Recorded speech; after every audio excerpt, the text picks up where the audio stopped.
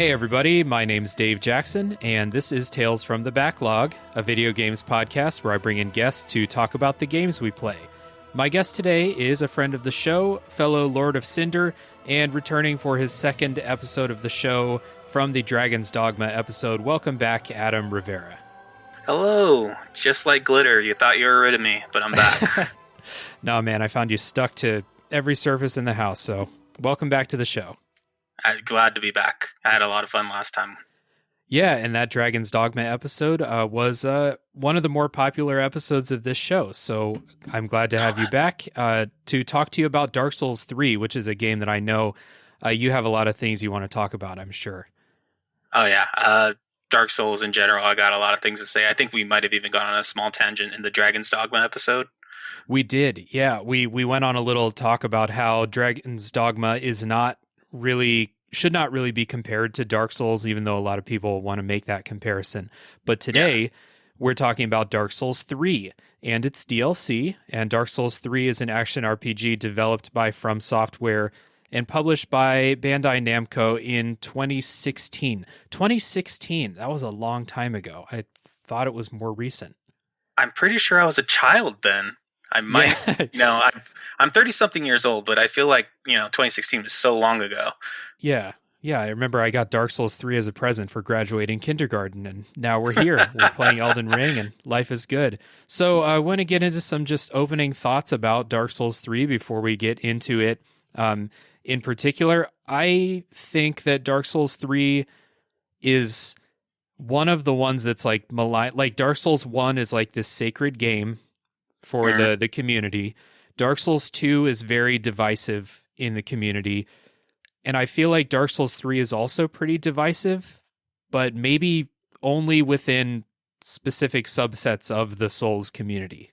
It depends on what you play Souls for, is what I've noticed. Like, if you're there for the story, which is super evocative and like this weird thing that was in part 1, you're not a big fan of 3 because it kind of, throws that stuff, not necessarily in the garbage, but it's definitely a redheaded stepchild.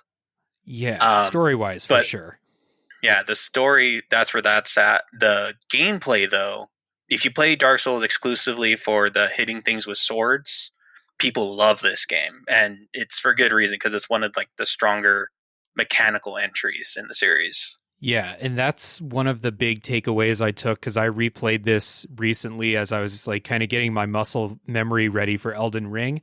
That was one of the big takeaways that I had, was that this game is a blast to play, and I'm not somebody who plays Dark Souls for the story. So I came out of this like mostly really, really positive on Dark Souls 3. Like, my opinion is set in stone now. I think this game's really good. There are some things that really pissed me off we'll talk about in a little bit, but like that's mainly contained to the DLC. The base game of Dark Souls 3, I think, is a really good game, unless you're the type that's going to let, like, weird story fan service stuff get to you. Yeah, I can definitely see that. I think I landed somewhere similar in that I enjoy the act of playing Dark Souls 3.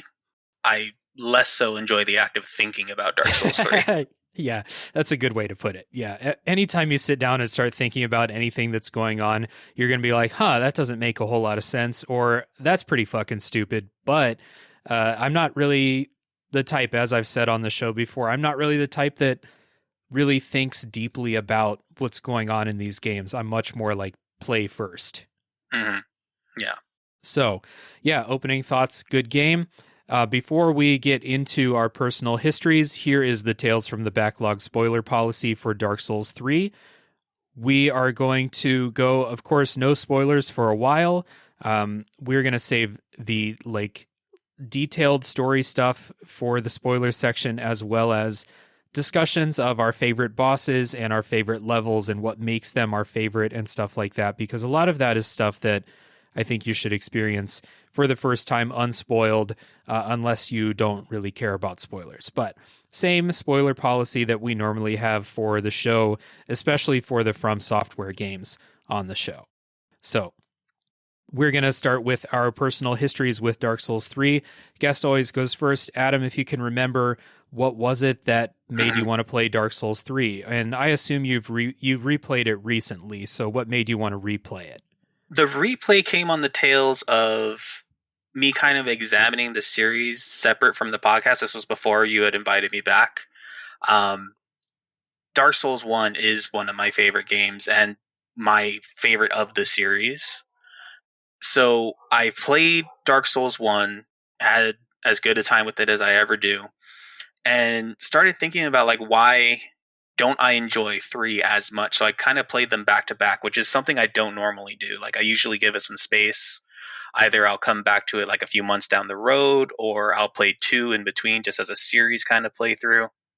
But I've never done it like credits on Dark Souls 1, switch out the disc, Dark Souls 3 time. Mm-hmm. So that's where I ended up playing 3 again most recently. Yeah, it's a big difference in gameplay to go straight from 1 to 3, I think. Definitely, or to go straight from 3 to 1, maybe an even bigger difference in like the way your character handles and stuff like that. Yeah, you're trying to push a car downhill as opposed to uphill, depending on which way you go. Right. So did you play Dark Souls 3 when it released? Did you play it when it was current? No-ish. I came to it when it was still contemporary, but it was removed from the launch window. Okay. I got it when it released the, I guess, Game of the Year edition that included all the DLC with it. Right. Yeah, so that's when I finally picked it up, because until the most recent Nameless From game that came out, I've never really bought one of their games at launch. Yeah, same here. So I came to Dark Souls 3 in maybe 2019 when I first got a PS4, because that was the first console I had in that generation. So people who listen to the show know that I'm a huge fan of From Software, and on the show already we've covered Dark Souls 1, we've covered Bloodborne, we've covered Kingsfield 4, and there are going to be episodes about the most recent FromSoft game, which Adam and I both had to tear ourselves away from to record this episode. And there will be Demon's Souls and Sekiro and Dark Souls 2 episodes too. Like those will be coming. But I bounced off of Dark Souls 2 when it first released. So before the Scholar update, I played it and I was like, this is kind of bullshit, which is a thing that I think a lot of people said at the time. Yeah, I definitely did. Yeah. So when I bought a PS4 and I was like looking on the store, I like almost had forgotten that Dark Souls existed at the time. And I was looking on the store and I was like, oh, there's a Dark Souls 3. That's cool. And it's $10 on sale right now. All right, I'm going to buy that with all the DLC, like you said, Adam. Yeah. And I either played Bloodborne and then Dark Souls 3 or the other way, like back to back. And those were some of the first games I played on the PS4. So, I came to it a little bit late, and I also replayed it to get my Elden Ring muscle memory before Elden Ring dropped. And we're recording this in the first couple weeks of the Elden Ring release, but this was kind of like my warm-up before Elden Ring came out. If anyone's curious how long Dark Souls 3 takes, I'm including the DLC in this playtime. My first playthrough, I think, was about 60 hours, 55 to 60 hours for the whole game, both DLCs. I replayed it, and it took me about 35 hours, but that's because I didn't play much of the Ringed City. So the base game and Ashes of Ariandel took me about 35 hours. So, like, these are not short games. This one is one of the longer of like the From games, I think. It's about the same as Bloodborne if you play through the whole game, I think. I would say it's meaty, but it's not like JRPG long of 80 to 100 hours. It's not Elden Ring long. We can tell it's not Elden Ring long. Yeah. But it's I would say it's longer than Dark Souls 1, shorter than Dark Souls 2, just by layout. Because, or we'll get to this later, but I'd put it right in the middle in terms of length. Yeah. So I checked my PS4, says I've spent 95 hours playing Dark Souls 3. That's across 2 playthroughs. How about you, Adam? I've actually have more than 200 hours logged on this game. Most of it, probably about 150 hours, is just on one character doing New Game Plus over and over again. Because I, for some reason, decided to try and trophy chase on this one. Oh, okay. Which is a nightmare to do on 3, especially if you're not doing multiplayer. Because there's all achievements for getting certain amounts of Covenant items, which is like some multiplayer stuff that we'll get into. Mm-hmm. But I don't do multiplayer, so I had to grind them from the in-game enemies that would drop them, which they all have abysmal drop rates. Oh, yeah. 1 in 128 drop rates and stuff like that.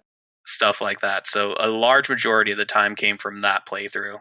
And like other achievements involve like getting all the rings, which some of them don't show up till at least like New Game Plus 2. So you have to beat it at least twice. Ah, geez. Did you get that? Like that? You're playing on Xbox, right? So did you get that master achievement or whatever they call it on Xbox? There actually isn't a platinum equivalent on Xbox. Oh, it's just got them all. Yeah, it's just if you look at the game, it'll say 100%. Right. So did you get all of them? Yeah, I am 100% on this one, Dark Souls 1 and Bloodborne. Okay, sweet. Good. I was going to say, that would suck if you put in 200 hours and you still weren't able to do that. Just to clarify, I didn't go full sicko mode and like do it all at once. Like this was spread out over like 2 years. Okay, that's good. Yeah. That sounds like something that could grind you down even in a game that you enjoy playing. Yeah, so if I do trophy chasing like that, it's never all in one sitting. Okay, right on. All right, let's take a little music break, and then when we get back to it, we will get into what Dark Souls 3 is all about.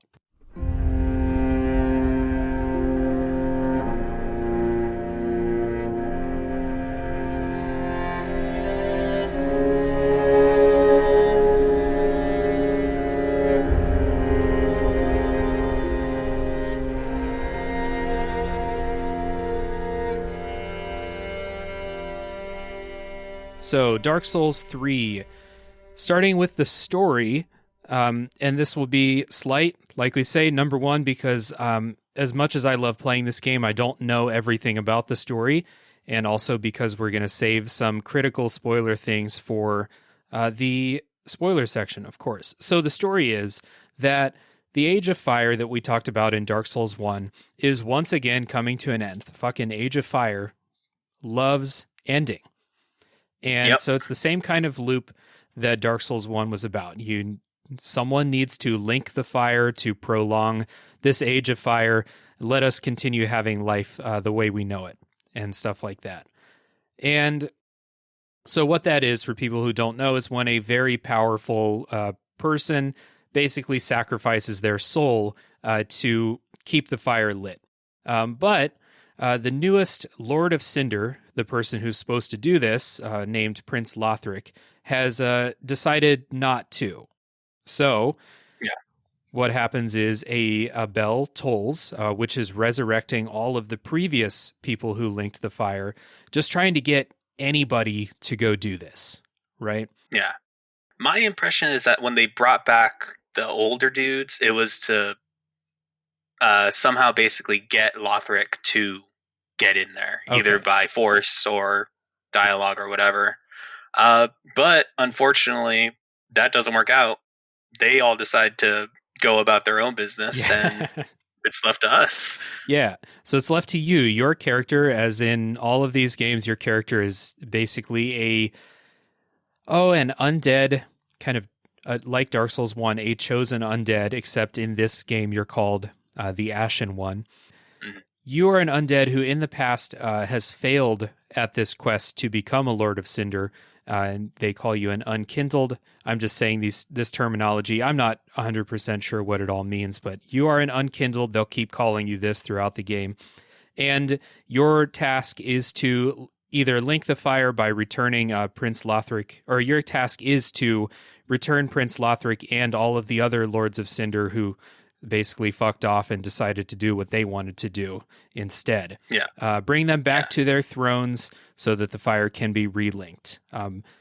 This story is told through cryptic NPC dialogue and item descriptions as always. So this is basically the extent of like what I know about what's happening and why it's happening. Everything else I know about the story is basically like just what's happening. Because it is just not a part of me to sit down and read all these item descriptions and stuff. So Adam, how about you? When you play this, are you digging for lore, reading item descriptions and stuff like that? I'm not a lore digger. My main understanding of all the series lore comes from YouTube videos, which there's a whole plethora out there of people that do amazing jobs with this kind of stuff. But I will say for the series, Dark Souls 3 is actually the most direct that story gets.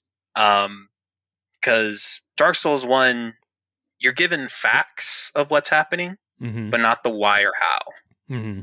Dark Souls 2 is kind of the same thing, but it's also very much a mess, which is why they basically had to put out 2 versions of that game. Yeah. But this one, everything is very directly told to you that you need to know. That all this information that we just said is in the opening cutscene. Right. That someone's supposed to light the fire. They didn't. We brought back the B team to try and get that guy in or to resolve the problem. They didn't work out. So now the minor league player is being brought up to the pros to see if he can get any movement. Yeah, that's a good way to put it. Yeah, and you're right.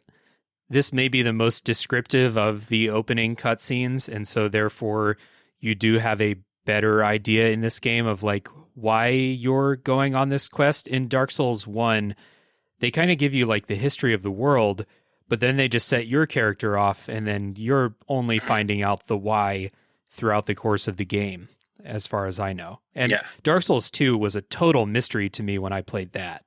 And you're only getting the story in 1 if you talk to the right people. Right. If you miss dialogue in any way, if you like kill the character or just never find them, like you're missing out on tons of information. Mm-hmm. Yeah, and that's true in Dark Souls 3 also, but you will at least get like the reason for your quest, which is which is something that like, you know, you in these games you're always going around, you're killing all these bosses, you're killing everything you come in contact with, and this game at least tells you why. So like there's a lot of people, like we said earlier, and us included, who are a little bit dissatisfied with the story, but like this aspect of it, I think is very helpful. And it's the same in Elden Ring too. They're at least telling you why you're doing the stuff that you're doing. Mm-hmm. So, yeah. Overall, what do you think about the story in Dark Souls 3 without spoilers as it progresses? Without spoilers, I will say there are pockets of it that I think are really good and strong. But unfortunately, like a lot of it is not even like not good for the game, but also not even good for like what the series is. Mm-hmm. Like there's like this has some of the strongest stuff in the series, but at the same time also contains a lot of the weakest stuff. Yeah. And I'm sorry for my phone. No worries. But that is where it lands. Like it kind of like a weird middling because it's high highs, low lows. Yeah. I think Dark Souls 3 has some very good moments, kind of like you said, of story as you go. Like a particular NPC's story will be cool, or like the story behind one boss will be cool. And then there are other like moments that are really stupid, I think, which we'll talk about in the spoiler section. And then overall, I don't know, this kind of just works as an end to the series. As people know, this is the last Dark Souls game. At the time we're recording this is the last Dark Souls game that will be planned. So this does finish the story. And I kind of like some of the storytelling in the environments that you're going through, especially in the DLC and stuff like that. I like the way that they show you what's happening in the story, but a lot of the beat by beat stuff is pretty forgettable on a level that like I wouldn't say about Bloodborne or Dark Souls 1 or I guess I couldn't say that about Dark Souls 2 because I don't remember much about the story there. But yeah, that's kind of what I think about the story here. So, moving on from story talk, as I literally have nothing else to say about the story for now, let's talk about difficulty. As we're talking about a Dark Souls game, difficulty is the lightning rod. So, I'm not even going to compare this to other games. How do you feel about this difficulty relative to the rest of the Dark Souls series or maybe other FromSoft games? Relative to the Souls series, you know what? I never even mentioned this. I should put this disclaimer out there. I'm talking from a position of never having played Demon Souls. So everything I'm comparing it to is just Dark Souls and Bloodborne. Okay. But in terms of difficulty, I would say that this one isn't the hardest, but it's definitely in like the top half, maybe the top like 2/3. Because you get a lot of issues from the gameplay having been sped up, which we can go into more detail later, while also trying to maintain the kind of Souls deliberateness that was created with Dark Souls 1. So those two things like clash together in a way that doesn't always feel good in terms of like how having to fight certain enemies or having to deal with certain things in the environment. But yeah, if this is your first Souls game, it's definitely going to be a rough time. If it's your not first Souls game, you're going to have a leg up, but I think you're still going to run into some issues. Yeah. And I was going to say this later, but I can just say it now. Like, I don't recommend this for somebody's first FromSoft game, even though it is the most modern. There's a little bit of quality of life stuff. I still think you should play Dark Souls 1 first. Not only is that the beginning of the story, but it's also, I think it's easier. Actually, Demon Souls is easier than that, in my opinion. So that's a good starter point, too. I think this is the hardest of the Dark Souls series, or the Souls series. And I guess it's a little bit easier than Bloodborne because you have shields and magic and more ways to make the combat a little bit easier on yourself than in Bloodborne, in my opinion. This is definitely easier than Sekiro, I think, if we want to bring in all FromSoft stuff. And at the time of recording, I'm about 30 hours into Elden Ring. I think Elden Ring's a bit easier than Dark Souls 3, but I know there's some difficulty coming later in Elden Ring. So just like among the games that I've finished, I think this is one of the more difficult ones. Yeah. I'm quite a bit further than you in Elden Ring. I can say there is definitely a ramp up happening right now. So, the way that Dark Souls 3 is more difficult is that it is mostly because it wants you to follow the same rules that you've been following in Demon Souls, Dark Souls 1, Dark Souls 2, but the game is a lot faster. It's like you're playing by those same rules, but things move at the speed of Bloodborne. And with that comes some issues where enemies...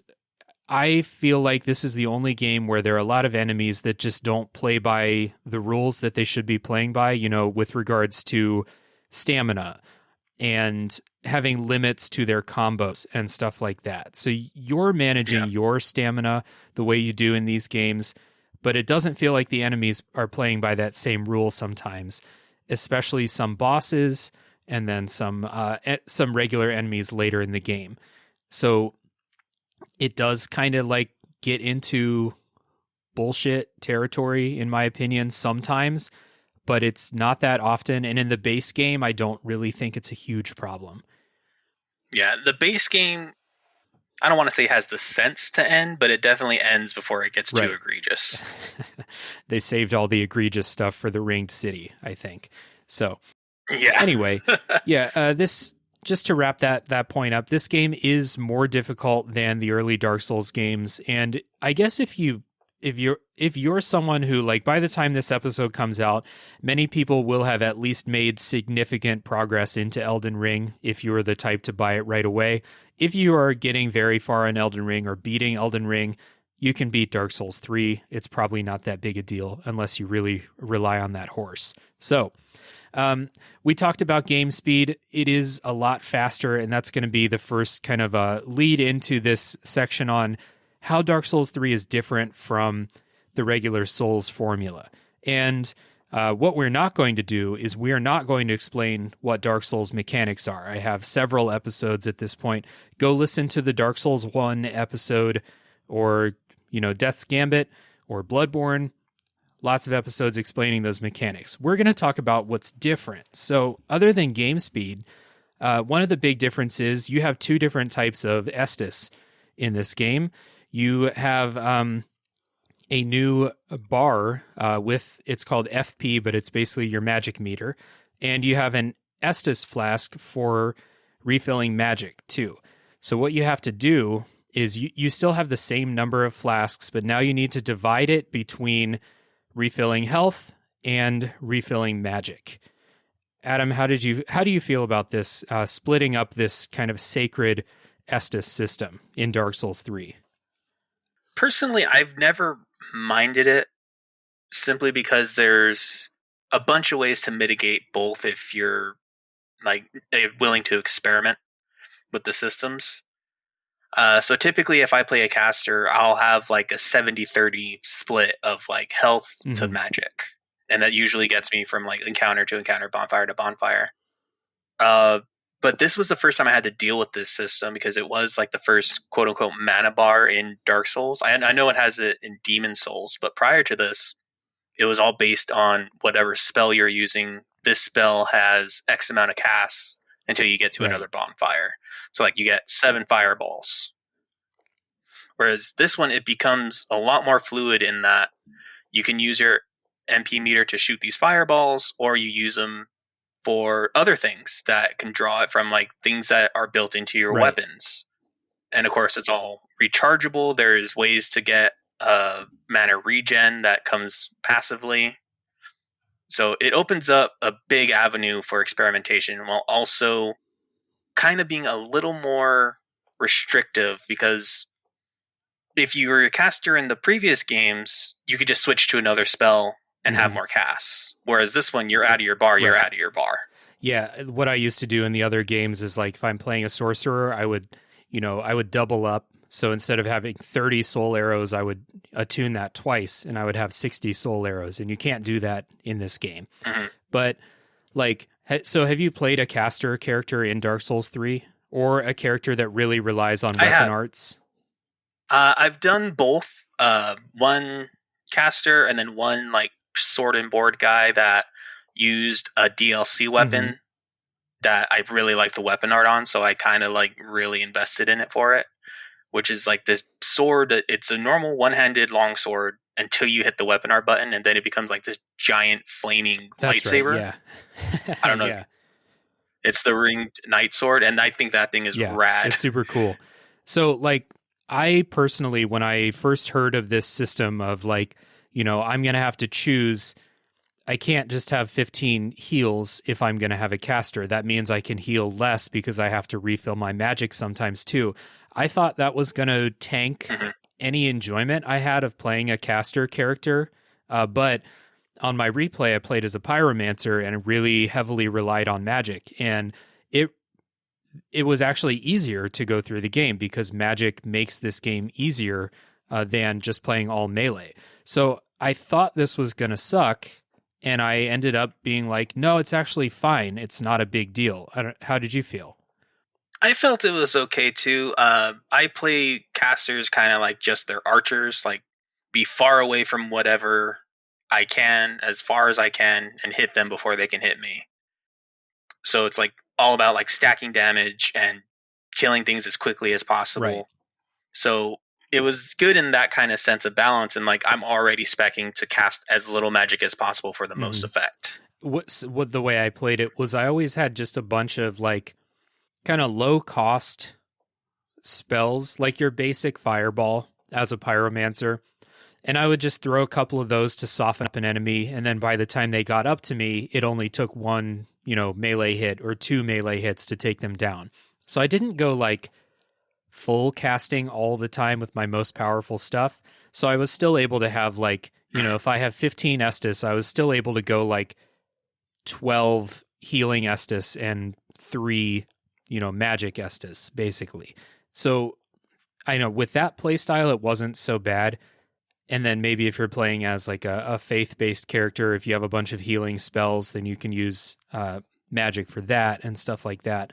But I didn't really think this was a big deal. The other thing this FP controls, which we mentioned before, is every weapon, and correct me if I'm wrong, every shield too, right? Every shield, or is that only in Elden Ring that every shield has a weapon art? Yes and no. It depends on how you want to look at them. Because some shields, their weapon art is the ability to use whatever's in your other hand without having to two-hand it. Gotcha. Because typically, if you want to use the art that's on your sword in your right hand, you would have to hold it in both hands and then use the weapon art button. Whereas some shields, they just allow you to skip that step. But like some shields have like a shield bash. When you press L2, instead of parrying, some shields will have a shield bash and some shields will parry. But every weapon has a distinct weapon art, and using those uses FP as well. So even melee characters will probably be paying attention to this FP sometimes, although like when I play a pure melee character, I will carry like one magic Estus in case I use my weapon art against some really hard enemies. But I really don't rely on weapon arts all that much, especially in Dark Souls 3. But they are there. This was the kind of beginning of this system, and this is something that they've carried into Elden Ring. So if we talk about Elden Ring in this section, it's because a lot of these things started in Dark Souls 3, then they brought them into Elden Ring. And weapon arts were definitely one of those, as well as this dual Estus system. Oh yeah, it's a great success in Elden Ring. Like for Dark Souls 3, I could probably count on the times on 2 hands how many times I used a weapon art in my first playthrough, just because I didn't think they're that useful. And then FP was another resource I didn't want to have to worry about like maintaining. But in Elden Ring, they gave you so many options to not only customize these things on weapons, but also made them across the board more useful. Like they just have more utility. So it's something that's way more integrated than it was here. Like this feels very much prototypey compared to what we got in Elden Ring. I think the most use I ever got out of a weapon art in Dark Souls 3 is the one on the dagger that lets you just like slide across deep water, Like I never really used weapon arts in combat all that much, but the dagger has one that makes you do this quick step, and you, instead of like mucking through these, poison swamps, you can basically just like skate across them using the weapon art. That's about as much as I use them in Dark Souls 3, but some of them are really cool. So another thing that has been slowly increasing throughout the series is that Dark Souls 3 has a lot more bonfires than Dark Souls 1 especially, but I'm pretty sure it's got quite a few more than Dark Souls 2, like per area. So one of the things that makes it, again, this helps make this like dual Estus system okay for me, is that you're not going forever in between bonfires. It's usually like, there's usually like 3 to 4 bonfires in every level. So you're really not struggling. There's a couple of levels that go by that like old, one bonfire with a bunch of shortcuts system, but there's a lot of levels in Dark Souls 3 that it's a straight line with several checkpoint, bonfires along the way. And that really helps with this dual Estus system, and it really helps with how many more enemies I think you fight, like just generally how difficult it is, I think. Yeah, this is something that was a carryover really from the design of part 2, where it wasn't like Dark Souls 1, you're designed to try and marathon it, like try to survive to the next bonfire. Dark Souls 2 and 3, you're sprinting between bonfires. Like you'll have 1 or 2 very intense encounters that'll likely drain a lot of resources. but the next bonfire is like right around that corner. And like every boss gives you a new bonfire, which is something that Dark Souls 1 didn't do. That is a hard rule in Dark Souls 3. As soon as you beat a boss, it will give you a bonfire.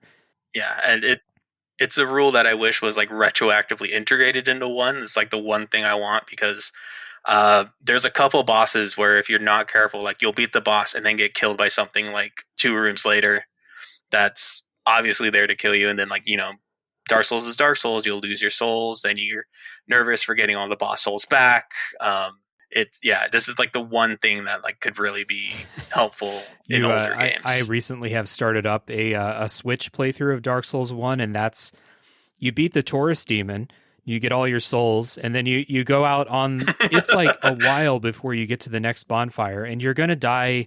I always die to the rats under the Dragon Bridge, and you have to go all the way back to the Undead Burg bonfire before you can like get back and, you know, maybe make it to the Undead Parish bonfire. That's right, there is a shortcut. But I was going to say, I was like, wow.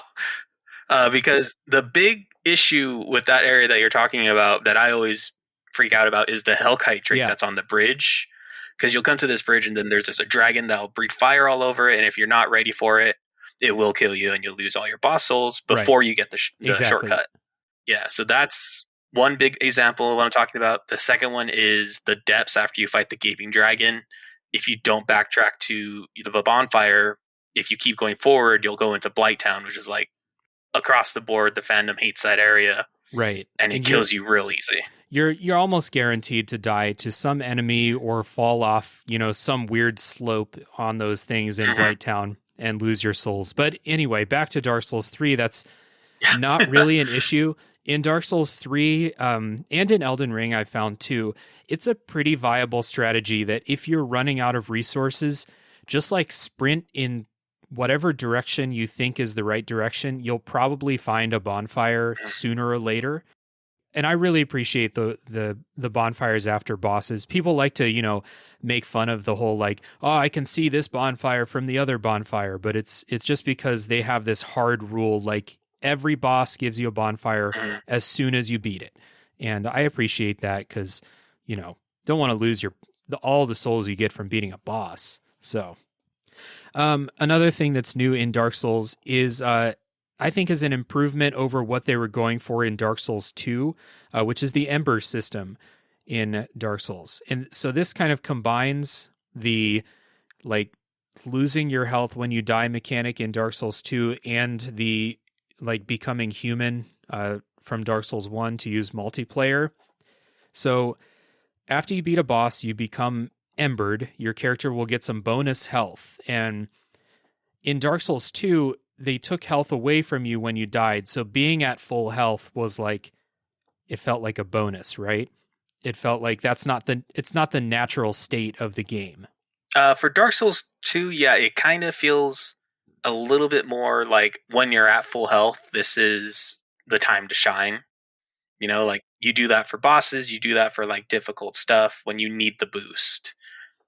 For this one, it's more like it is like a bonus. Like you have your normal health meter, and then in like say you want to go into a boss, you know, a little more beefy, you can engage this on. It definitely helps not to have the visual of like how Dark Souls 2 has your full health bar, but then whatever section of it is blocked out. Right. It depends on how long you died. It's pretty demoralizing sometimes. Yeah. For this one, in general, the Ember system is a very streamlined version to me of what was in 1. Because you have a binary state, enkindled or not. DS1 had you're either human or not. The main thing they stripped out of it was that humanity also determined item drop rate in 1. Mm-hmm. And as far as I can tell, that's not part of this one here. It's all about just stats and multiplayer. Right.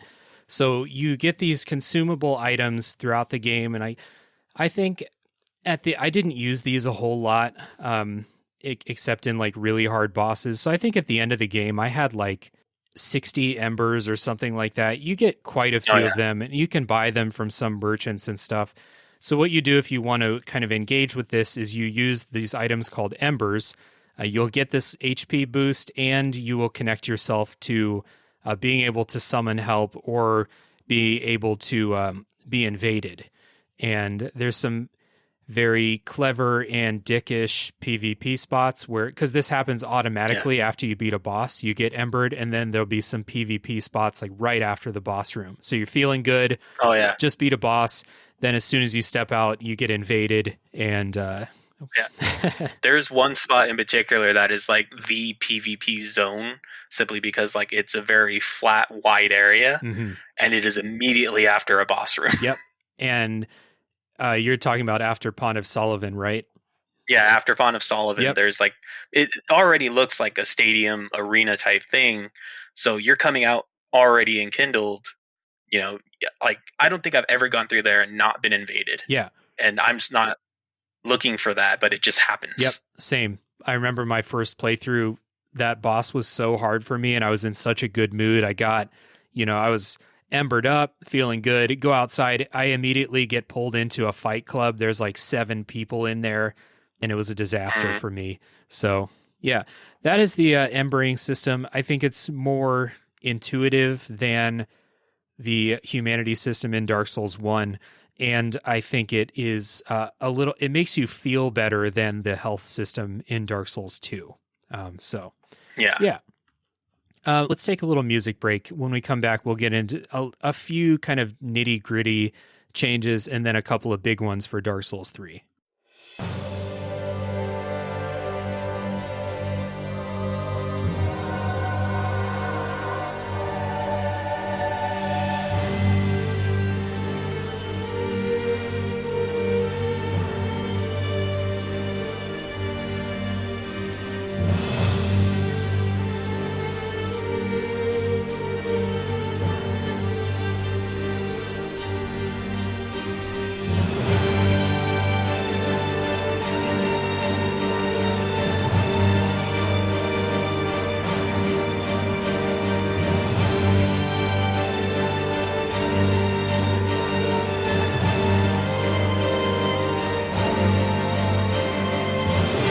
Moving on with the changes in Dark Souls 3, the first one is there's a new stat. It's called Luck. I have never put a point into it. I think it controls your item drop rate and stuff like that.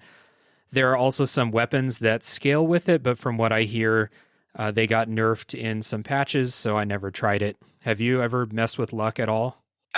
Only because of the farming I was doing that I mentioned earlier. I juiced that stat real hard just to get things to drop as much as possible. Okay. But yeah, like you said, anything that scales with it in the game usually doesn't feel worth it. Right.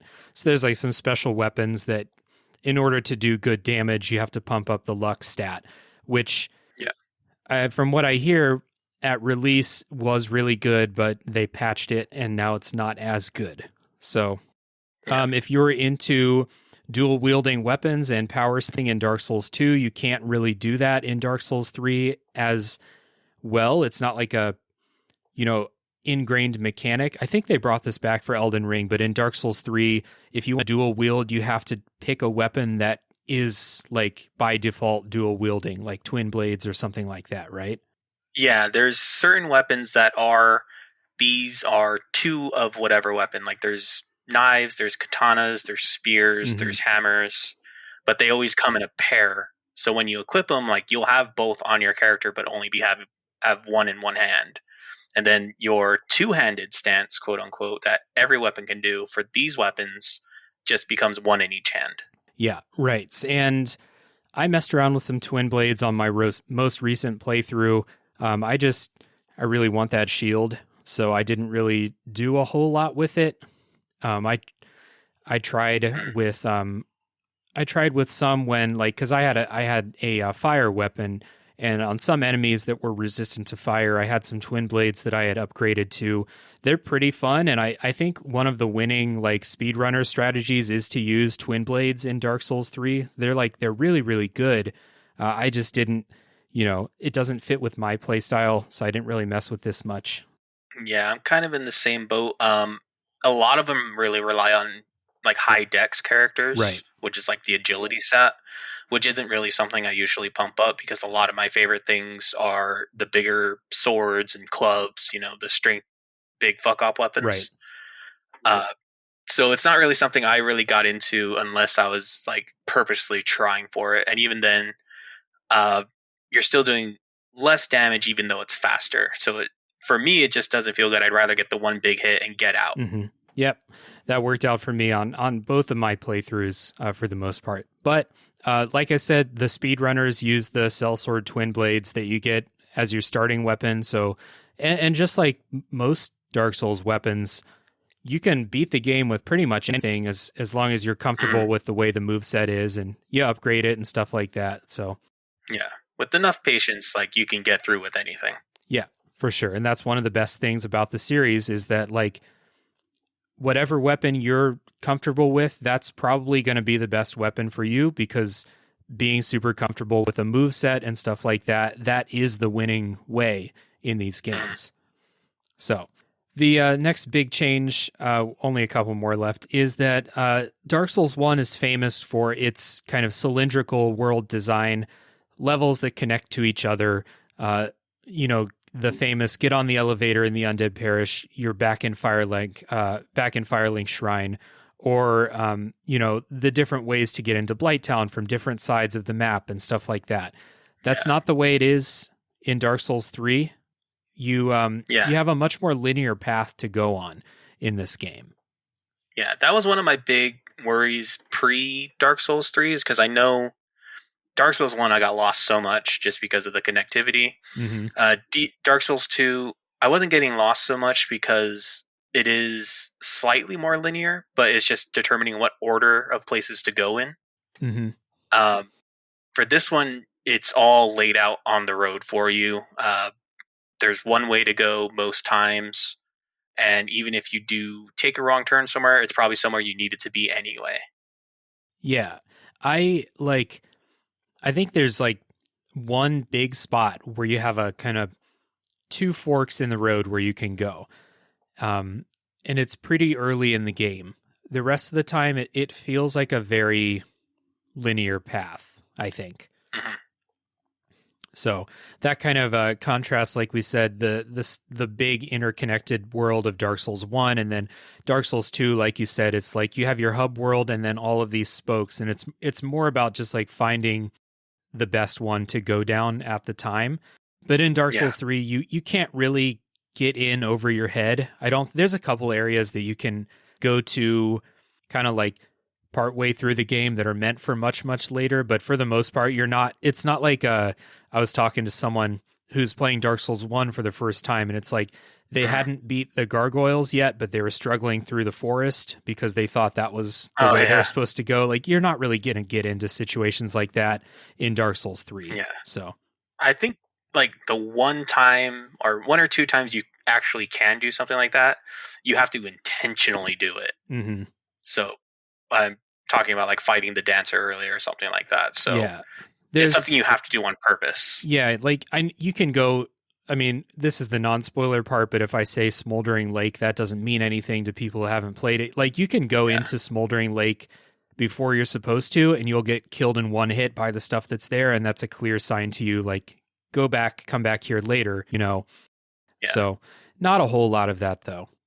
Do you follow NPC quest lines in these games? Not without a guide. They are notorious for a whole lot of what am I supposed to do? What's happening that isn't being shown to me? Like, there's certain parts where like it's dependent on how much health they have when they come out of a certain fight, whether or not the quest will advance. So it's like all these kind of rules, and like quests can cancel each other out. If you talk to one person that the other one doesn't like, they'll stop liking you, and like there's so much stuff going on that like if you're going to try and follow these quests, like just look up a guide, because otherwise it's going to be a headache, and you can't save scum it. So because the game is constantly saving on its own, you don't have multiple save files that you can load into. Like, you're just going to have to restart the entire game if you're trying to do this on your own. Yep. Totally agree. And like, I think I've said this before, but I play all of these games with guides, and I recommend that that other people do too. You're just going to miss too much stuff if you don't play with a guide.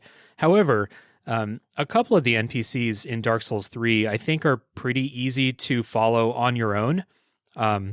the ones that travel to different spots, I think. However, what's harder in Dark Souls 3 is that some NPC quest lines will, like you said, interact with each other a little bit, and I think that's basically impossible to do without a guide. So the cryptic and convoluted NPC quests are still here, but there are a couple that I think are fairly easy to see through, at least like pretty far into it by yourself. We'll talk about some of those in the spoiler section, I think. Last thing to mention is that this game is chock full of references to past games and other things that could be, I think, disparaged as fan service. I think, like, usually when people talk about fan service in relation to Dark Souls 3, they mean it in a bad way. And so how do you feel about all of the references to past games and fan service in this? I'm less hostile toward it than a lot of the fan base seems to be. I wouldn't say that it's my favorite thing, though. Like, it's just one of those things, like, you see it for the first time pretty early in the game, and it's like, oh, cool, okay. Like, we know going into this is the last one, so of course they're going to try and wrap some stuff up, just kind of bring things to a circle. That's kind of cool. Mm-hmm. But a couple hours in, like, you've already seen so many references or repetitions that it's just like, it weighs on you, like, and it wears you down of like, yeah, I get it. We like these games, we like these games. We get it. And like, it just keeps going. Yeah, I'm kind of with you. Like, I don't hate all of it. There's some stuff though that just feels like cheap nostalgia, or like they're trying to recapture the magic of like a very magical moment in a past game with a moment that like they just like didn't do the work for, or something like that's kind of how it feels. Like they're banking a lot on past experience of, we know you're a fan of X character. Something here strongly is connected to that character. Isn't it cool? And most of the times it's not cool.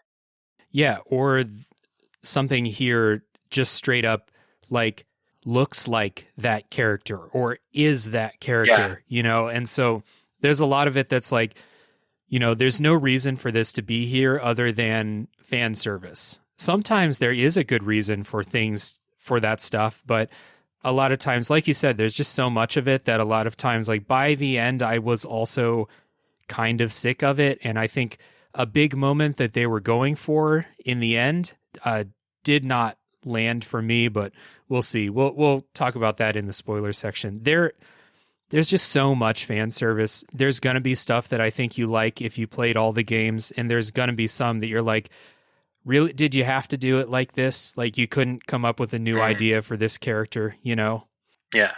So, yeah, that is some of the changes to the Dark Souls formula, and kind of coming at it from someone who's played the other Dark Souls games. This is what you can expect in Dark Souls 3. If Dark Souls 3 is going to be your first Dark Souls game, then I do recommend you go back and listen to kind of the basics section of the Dark Souls 1 episode, so that you can kind of have some context for what these changes are. And if you're playing Dark Souls 3 as your first one, this fan service stuff is just going to go straight over your head. Like, none of it's going to mean anything to you. And I guess if you're really digging and like getting into lore and story and stuff like that, some of that stuff may not make a whole lot of sense if you didn't play Dark Souls 1. Yeah, a lot of it's not going to be good in just across the board story and flavor wise if you don't play 1. Right. So, again, another reason why Dark Souls 1 should be the first Dark Souls game that you play. But, yeah, so let's talk a little bit about RPG stuff. These are RPGs. We talked a little bit about playing as a caster. So my first time playing this game, you get a weapon from a boss very early in the game called the Hollow Slayer Greatsword. And my first time through the game, I played the entire game with the Hollow Slayer Greatsword. And then my second time, I played as a pyromancer with a, another type of greatsword, but I had fire on it. Chaos, actually. So, do you have any other fun builds that you've played as to give people some ideas? None that I've done myself, but I've like seen people do it and heard of people do it. Like a good one is like the quote unquote paladin kind of build where like you have enough faith to do like some basic healing spells, but you really pump up your HP and your strength. So like you're basically able to tank things, recharge your health when you need it, and then like do out like some pretty good damage. Yeah. Any Dark Souls game is going to be pretty fun if you play one of those builds where you just like pump up your strength and your hit points and your stamina and you just bash things with big weapons. That's always going to be pretty fun in these games. That always feels good because you get like that big chunk of health bar that just comes off and it's awesome. And then small enemies will get like pancaked if your weapon's big enough, and that's always great. Yeah. So yeah, I've had a good time with those. Like I think that magic, like playing sorcery, is probably really fun in Dark Souls 3 because I picked up so many different types of sorceries when I was playing. I couldn't use them, but I picked them up. They looked really fun. Yeah, that is one thing that the casters definitely have over like a melee kind of build. You get a lot of toys as a caster because it'll have stat requirements, but it's all probably for the stat you're focusing on anyway if you're a particular kind of magic user. So if you're playing a sorcerer, like all the spells are going to be intelligence. If you're playing like the paladin, like I mentioned, a lot of it's going to be based on your faith, which again, you're going to be pumping up anyway. Yep. So you have all these different spells that you can try out, and they're different kind of utility. Like one is just, hovering things around you. So when things get close, it shoots them. You have your magic missiles that are kind of standard. You have area effects. And that's all to say, like, you also have your melee class, but they don't have as many options as like you would as a caster. Yeah. But you're more than likely doing bigger damage. Yeah, your options when you're playing melee are like what weapon you're going to use, and I think Jack and I talked about this in the Dark Souls 1 episode where like and in the Bloodborne episode too, because people say Bloodborne doesn't have variety in the way you play, but different weapons feel very different, especially between like, twin blades like we talked about earlier, or playing with a big smash weapon. That's going to feel really different to play. So you can definitely get basically any kind of like, game feel that you want depending on what weapon you pick. Definitely, like you do have options in terms of melee build. The thing is though, like they require investment as opposed to like how the sorcery ones do. Like you can switch out spells as long as you have the stats and use whatever spell you want, and it'll scale accordingly.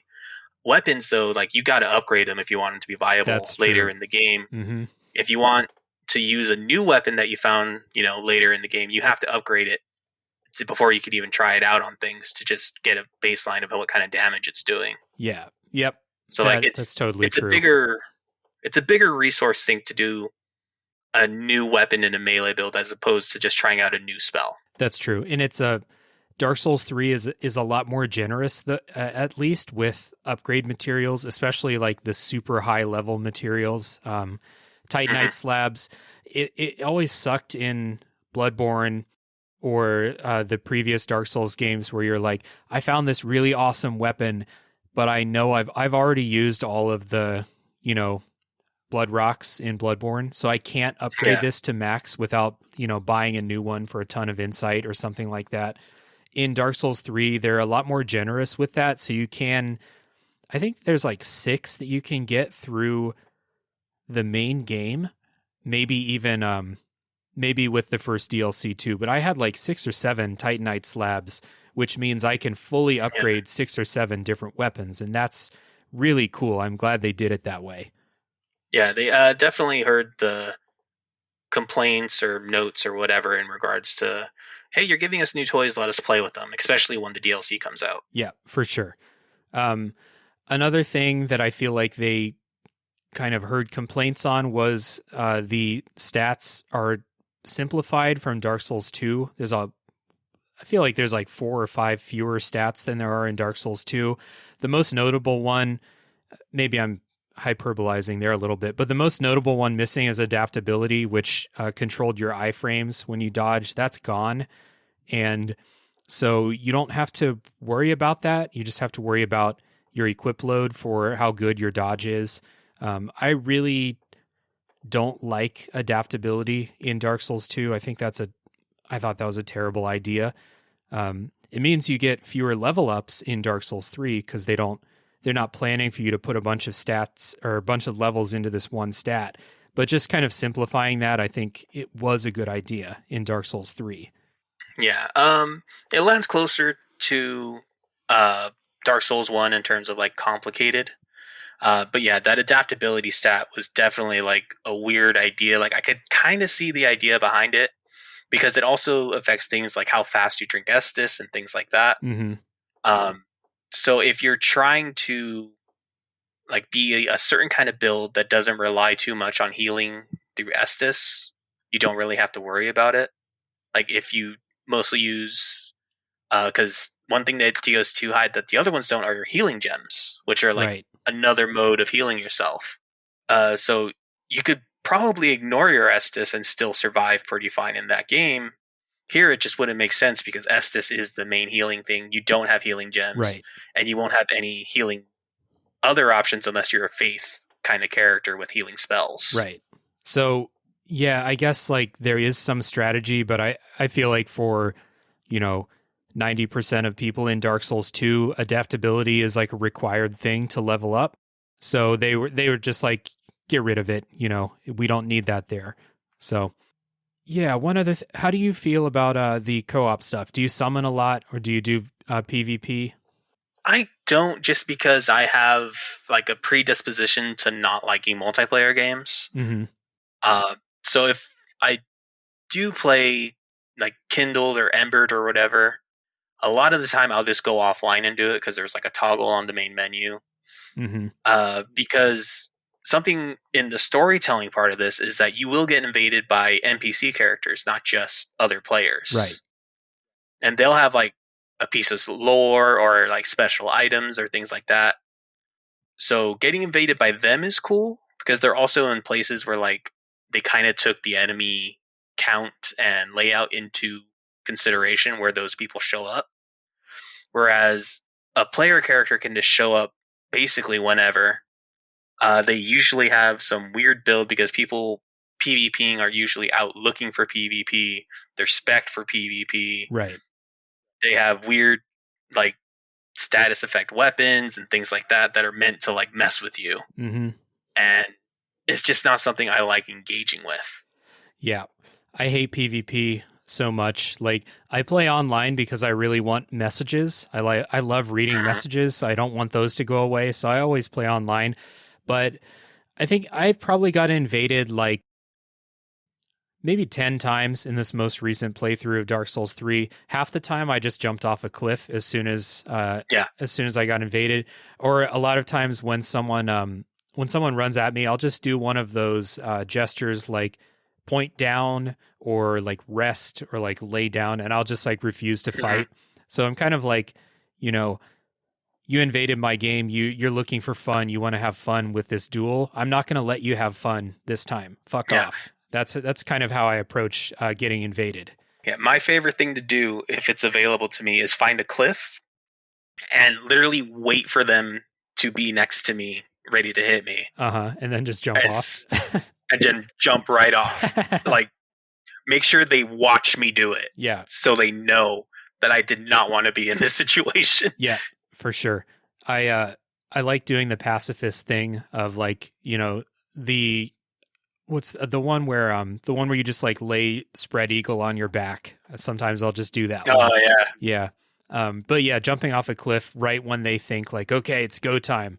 It's even better if I can do it in a way that I iframe through their attack. Yeah. And then into the cliff. Mm-hmm. Oh, it's so good. Yeah. Because it's like, I'm good enough to dodge you and probably fight you, but I'm not going to do it. Yep, exactly. I feel like I've played these games enough. If I did engage with invaders, I could beat, a handful of them. There's some that, like you said, they're spec'd to be real dickheads in PvP. I'm not going to deal with those people, but like I could beat some invaders, but I just don't like it. I don't like the idea of someone interrupting this like sacred solitary experience that I'm having in these games. Mhm. So I do not give you any enjoyment at all. So, Yeah. Uh, the one times I don't mind it is if it's like super early game, because usually then you're more restricted in what you can bring to the table, and so it's a mhm. more level fighting kind of ground. Yeah. Later it gets into the game, the more ridiculous it gets, and like, yeah, I'm just not interested. Yeah. The PvP, like the NPCs that invade you, those are fine. I don't mind fighting those. They're pretty stupid and predictable most of the time. They're not that hard. But yeah, players invading, I don't get into. Do you summon when you fight bosses? I usually do more so when it's like my first time through the game, Mm-hmm. uh, because for whatever reason, first time through a Souls game, it feels so much harder than it does like the third or fourth time through. Right. Uh, so once in a while, you just need that boost of another player either doing more damage or taking attention off of you so you can heal or whatever. Mm-hmm. So I've summoned mostly for bosses that were walls, but it's not like a regular thing that I do. Same. My first playthrough, I probably summoned for at least a third of the bosses because I was having just such a hard time with a lot of them. This most recent playthrough, I soloed the whole base game, beat all of those bosses by myself. DLC bosses, that's a whole other story. I still need help with those. Oh yeah. And do you ever put your summon sign down to help other people? I haven't until except for like many, many years ago, and now I'm realizing why it was a bad idea because the last time I tried, I was at another apartment that had super shitty internet. Oh, right. And I haven't done it since Okay. because I thought like, oh, it's just not a good system. Uh-huh. Not realizing, oh, like I'm in a better position now. I could probably have more fun with it, and I just don't. Right. Because in general, multiplayer stuff, I always prefer co-op to PvP. Yeah, same here. So I enjoy summoning other people, and I really enjoy putting my summon sign down to help other people in certain spots. After I beat a very important character in the story, save it for spoilers, but after I beat them, I put my summon sign down and helped like 5 other people beat that boss because it was a lot of fun co-oping. So good times, jolly cooperation, always good. Yeah, and it's real cool because like if you play long enough, you are able to spot like the newbie players, Right? And so helping them feels real good. They always have like more serious character names and gear that looks like normal stuff that you pick up throughout the game. So it's always good helping someone on their first time. You can kind of tell. Yeah. So let's take a little break. Let's clean up. After this, we'll clean up the rest of the stuff before the spoiler section.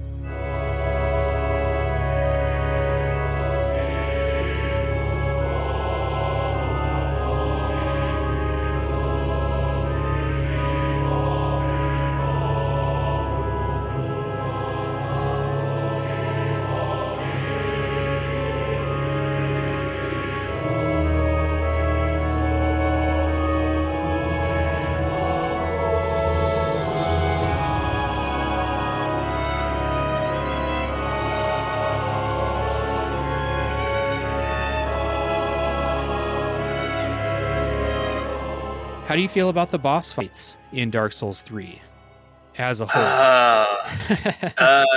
Two sides to every coin, man. Like there's some great stuff on display here in terms of mechanics, but a lot of the numbers behind the scenes make it a little less enjoyable. Yeah, Dark Souls 3 has a reputation for having an HP bloat problem where, like, in Dark Souls 1, a boss might have, like, an end game boss might have, like, 1,000 or a couple thousand HP. And in Dark Souls 3, it feels like the end game bosses will have, like, 20,000 HP and stuff like that. There was a graphic a while ago that was put out, like, not around launch of DS3, but, like, right around the time I was playing it, that basically, like, middle of the game, you're getting bosses with like more HP than like almost all the bosses had in DS1. Right.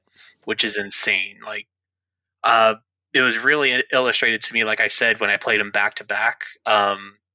First boss fight of Dark Souls 1, I'm doing like real good damage. It feels good, like seeing big spaces of yellow as I do damage to the boss. That's the Asylum Demon. Right. I come into Dark Souls 3, the equivalent boss. I'm like chipping away at him. I'm playing the same starting class, using the same strategy, and it just doesn't feel as strong. Right.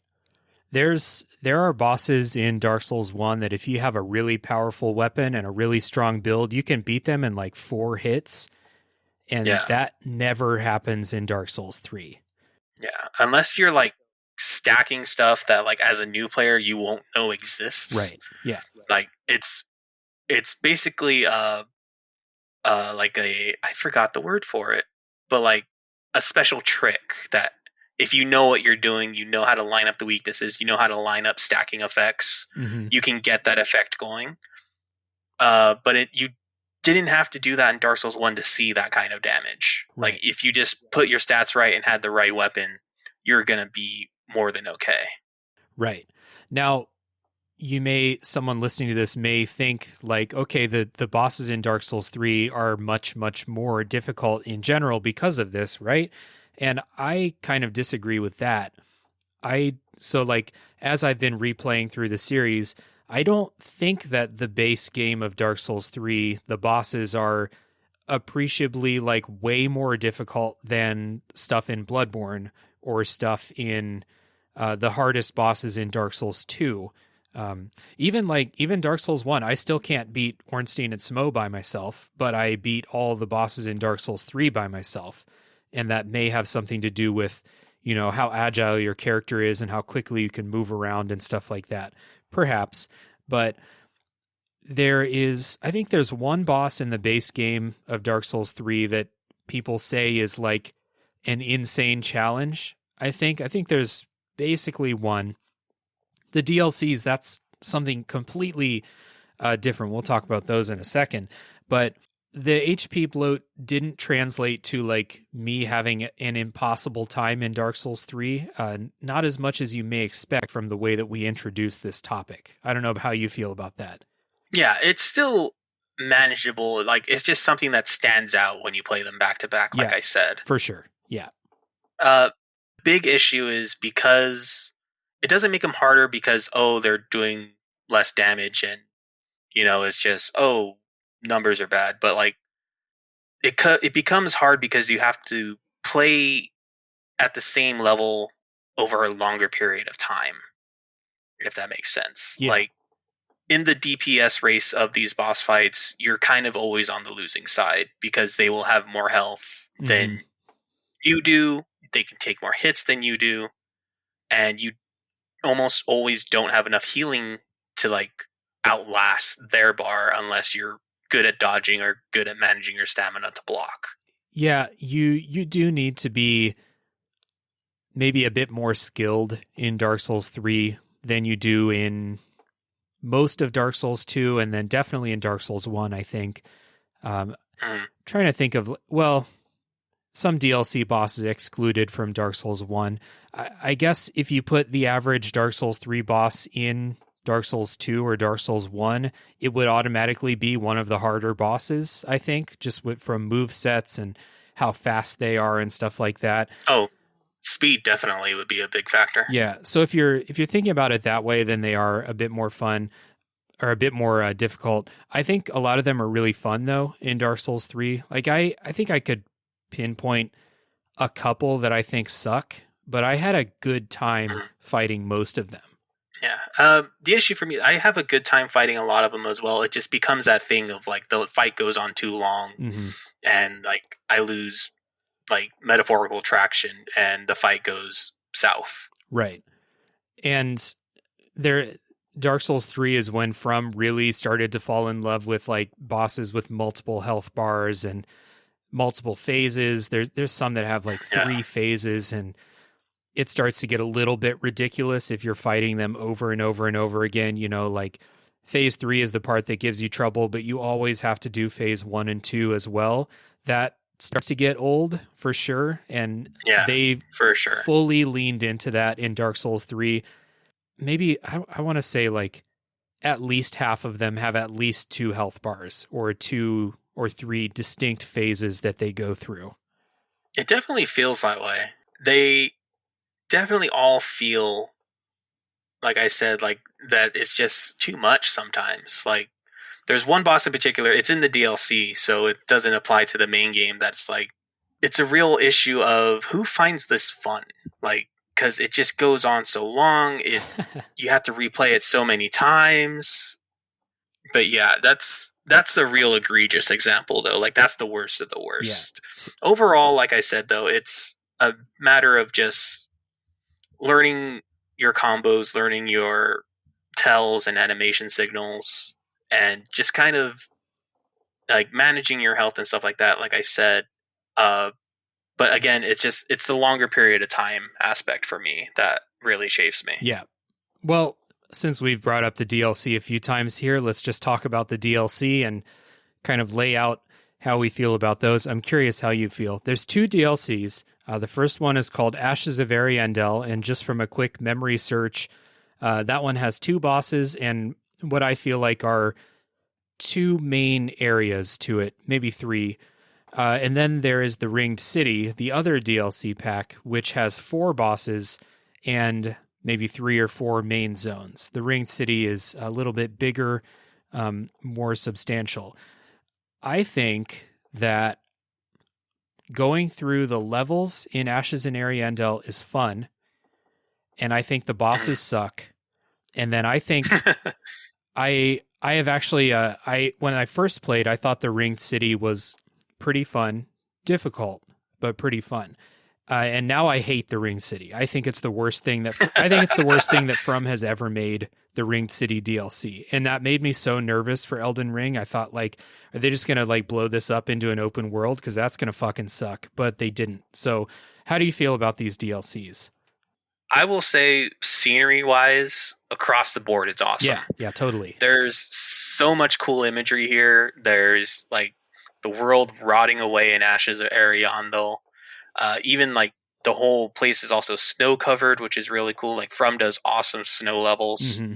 The Ring City DLC, you start in like this sideways city that's collapsing on itself, which is awesome. Slight spoiler, but whatever. Like the Firelink Shrine from Dark Souls 1 shows up.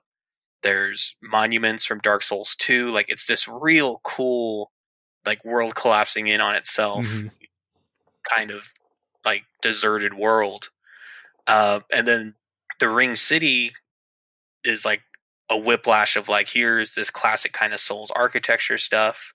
It's not as good as some of the stuff like that it looks like the Anno Orlando stuff, but like the end boss arena, I think, once you know the story behind it, is really cool and evocative. Yeah, you're right. There is a lot of evocative and cool imagery, and like the environments that you're going through are very cool visually.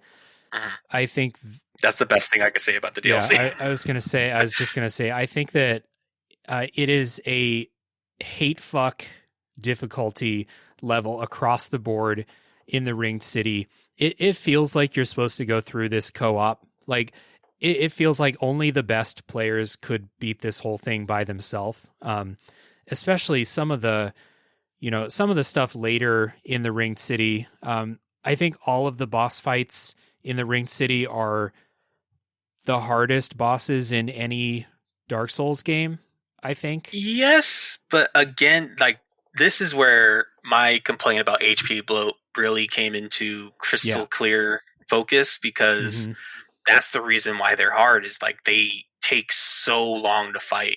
And they're super dangerous too. So to beat some of these, and like to be clear, one of the bosses in the Ringed City is my favorite boss in this entire game. You just have to play it perfectly, and I don't think that's as fun as it could be. Like I got to be able to make some mistakes in here instead of executing perfectly for like a fight that's going to take like 15 minutes to beat. Yeah, and then like it kind of runs counter to the things that From set up to make things easier, because like you have summoning that's meant to help you, but Right. in a world where bosses already have too much HP, if you bring a summon in, they get an HP boost. Right. So it becomes, in a lot of cases, even harder to do if you try and look for help. Right. Yeah. So visually, the DLCs are cool. Like I said, the first one, Ashes of Ariandel, I actually do like going through the levels and like seeing what's going on there. I enjoy that quite a bit. That one has two bosses. One of them I think is just not like fun or interesting in any way, and the other one I think is bullshit. Basically, I think it's too much for Dark Souls 3. The worst boss they've ever made, in my opinion. It's in the wrong game. We'll just say that. That's how I feel. It again, kind of trying to capture your good feelings from another game in Dark Souls 3, but it's just too much in this DLC. The final boss of Ashes of Ariandel. It's I like it, but it's just too much. Therefore, I don't like it. It's double like egregious to me because A, the mechanics are in the wrong game. Right. But B, like you're invoking two stronger characters from two better games and two better fights. Right. Yep. Yeah. So DLCs, they're more Dark Souls. So if you like Dark Souls, more Dark Souls is good. But I think these DLCs together, these are the worst content that From has ever made, especially in the modern era. I mean, maybe, an Armored Core game is less fun than these, but of the Souls series, I think these are pretty comfortably the worst things they've ever made, I think. Yeah. Yeah, I could get behind that. Cool.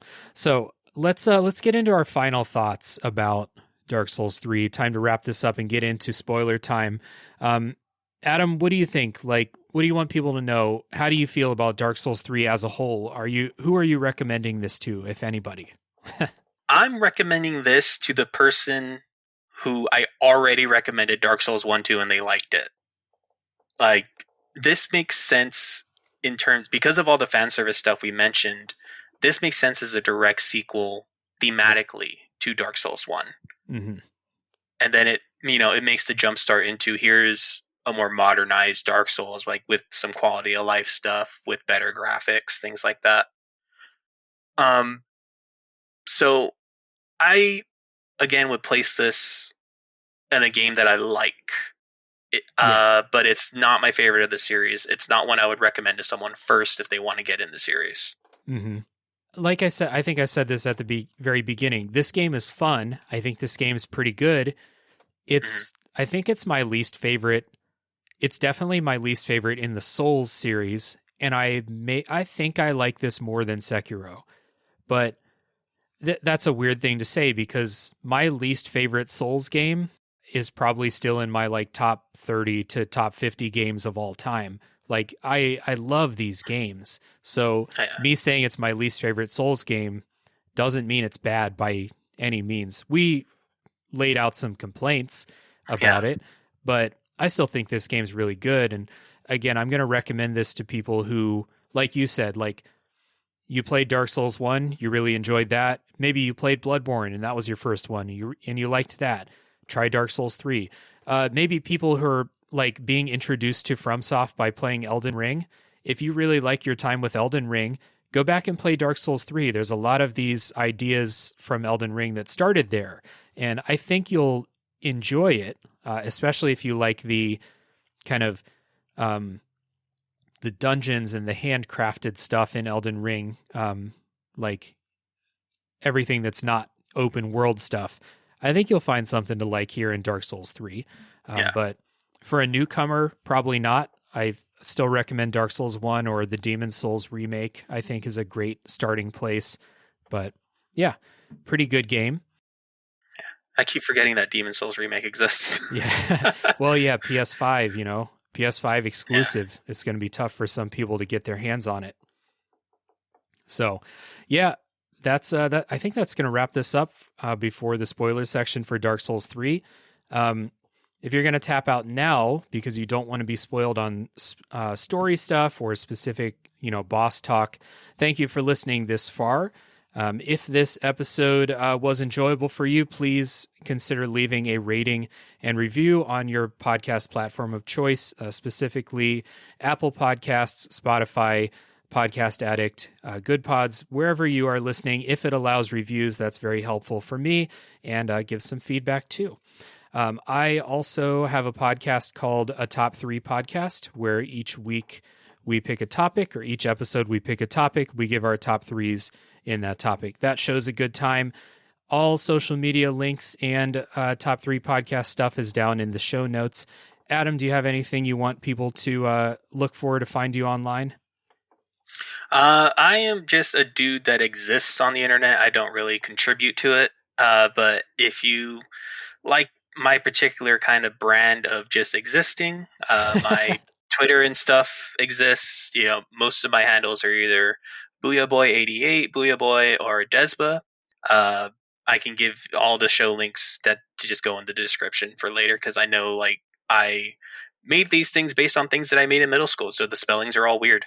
Yeah, gotta love that. I some of my middle school and early high school screen names are still floating around in various online IDs that I have too, and it's a trip.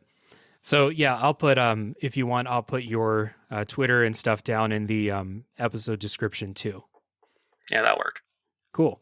Another thing is just at the time of recording, I have a Discord up and running for Tales from the Backlog and a Top 3 podcast, where if you want to come in and chat with us, chat about the episodes of Tales from the Backlog, if you want to talk about Dark Souls 3, if you want to talk about the most recent episode of a Top 3 podcast, or just life in general, come on in and hang out. You'll find an invite link in the show notes as well for the Discord. We are going to take a break. When we come back, it's spoiler time for Dark Souls 3.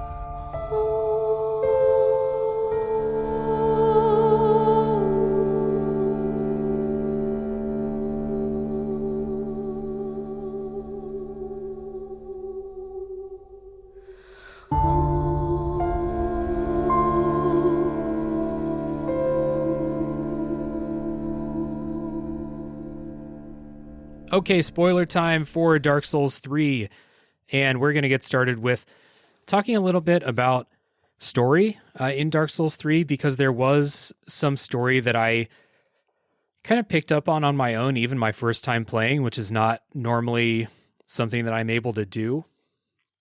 So I guess the first half of the game, you're following the story of Aldrich, and you keep hearing this name Aldrich, and everything that you're going through the Road of Sacrifices, through the Cathedral of the Deep, you're looking for Aldrich, and you're following his trail of people that are being sacrificed to him and people that are being led to him. And when you finally see him, he has basically soiled Anor Londo, which is the one of the big moments for the game. Were you able to get that unspoiled when you first played?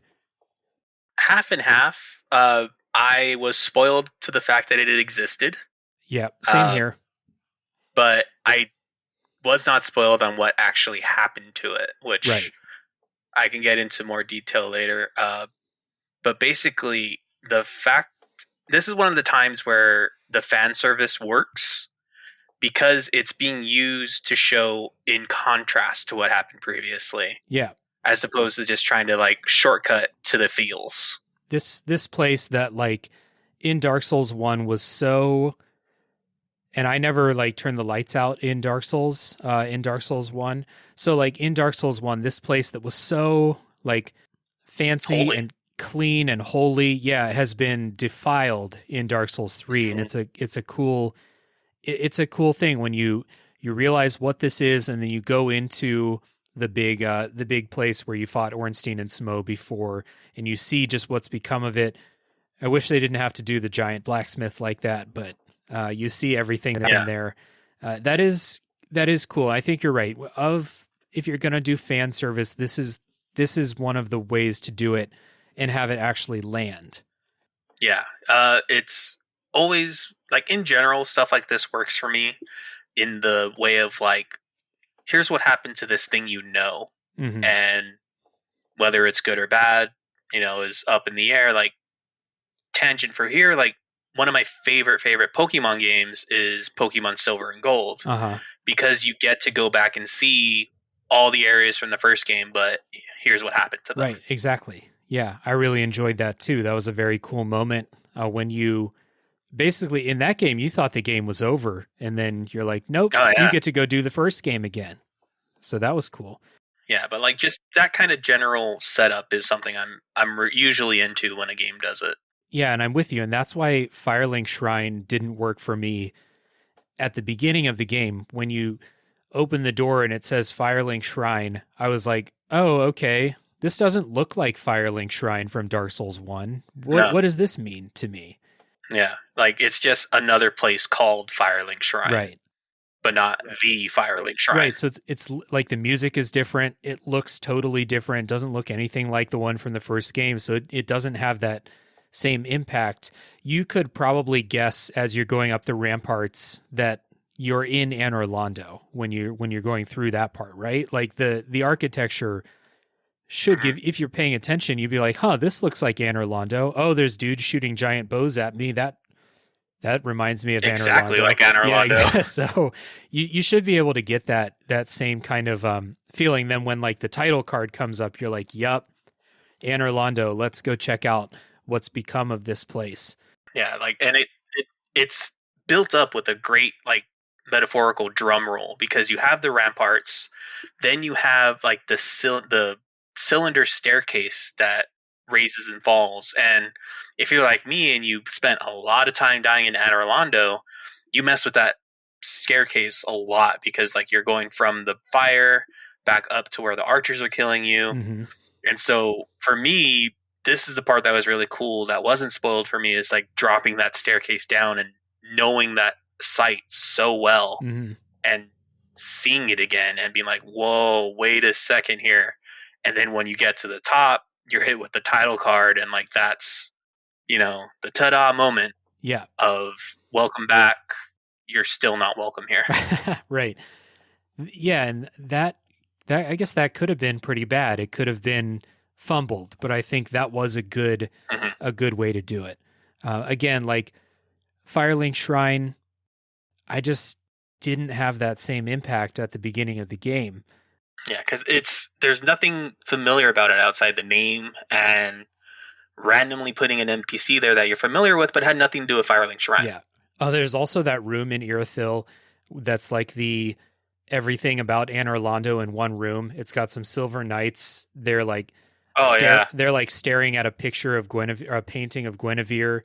You can pick up it's either Ornstein or Smo's weapons, or it's the hammer. The hammer in a treasure chest there. It's like the, Anor Londo starter kit, basically. Yeah. So that could also give you a clue if you're really paying attention. But yeah, that was kind of cool. Did you recognize what or who Aldrich was eating during the boss fight? I did. That was slightly also spoiled for me. Because I saw like a screen capture of that boss, and so I saw him there. I didn't see like how he interacted and what he did, because it's Gwendolyn. He's a hidden boss from part 1. We're past the spoiler wall now, right? And he's manipulating him like a puppet. Yeah, and so he's doing Gwendolyn's spells. He's moving around like Gwendolyn, but it's not him, and it's so creepy and awesome. See, I didn't recognize that it was Gwendolyn, because at that point it had been maybe 5 years since I played Dark Souls 1, and so I just didn't recognize Gwendolyn. I didn't have that part spoiled for me, but I didn't recognize him. But I think there's two schools of thought on this. There's some people that say Aldrich ate Gwendolyn and kind of absorbed his power. And then, like you said, Aldrich is kind of puppeting Gwendolyn. And that's kind of what I thought too. I thought he's puppeting him more than like, Kirbying him. I think it's a combination of both. Like Gwendolyn in either case doesn't exist anymore. Just his body does. Right. And it's kind of like Lothric in a literal sense, like he is puppeting him. Like Lothric is inside Gwendolyn's body and controlling it. It is part of Lothric now. Mm-hmm. Man, I didn't really like this a whole lot because I killed Gwendolyn in Dark Souls 1. I don't know why he's here. Like, I get he's optional, but like that was one, I guess, reference or like callback that didn't work for me because in my headcanon of the games, Gwendolyn died in Dark Souls 1. I killed him. So when I found out that was Gwendolyn, I was like, oh, that's stupid. Like, it's cool what's happening to him, but that's stupid that it's him because I killed him before. Why is he still here? That was just kind of like my headcanon and how my thought process went through that. But yeah, I don't mind it because like I mentioned already, he's an optional kind of hidden boss. Right. So if anyone's going to come back, it's going to be him. Yeah. But even then, like there are things that exist in 3 that shouldn't exist all the time, everywhere. Yeah. And like I said, I thought this was kind of stupid, but it's very far from the most egregious of things like that. You're right. Yeah. Like, it's in Dark Souls 3, it's Siegmeyer's in Dark Souls 1, right? Yeah, Siegmeyer. Yeah.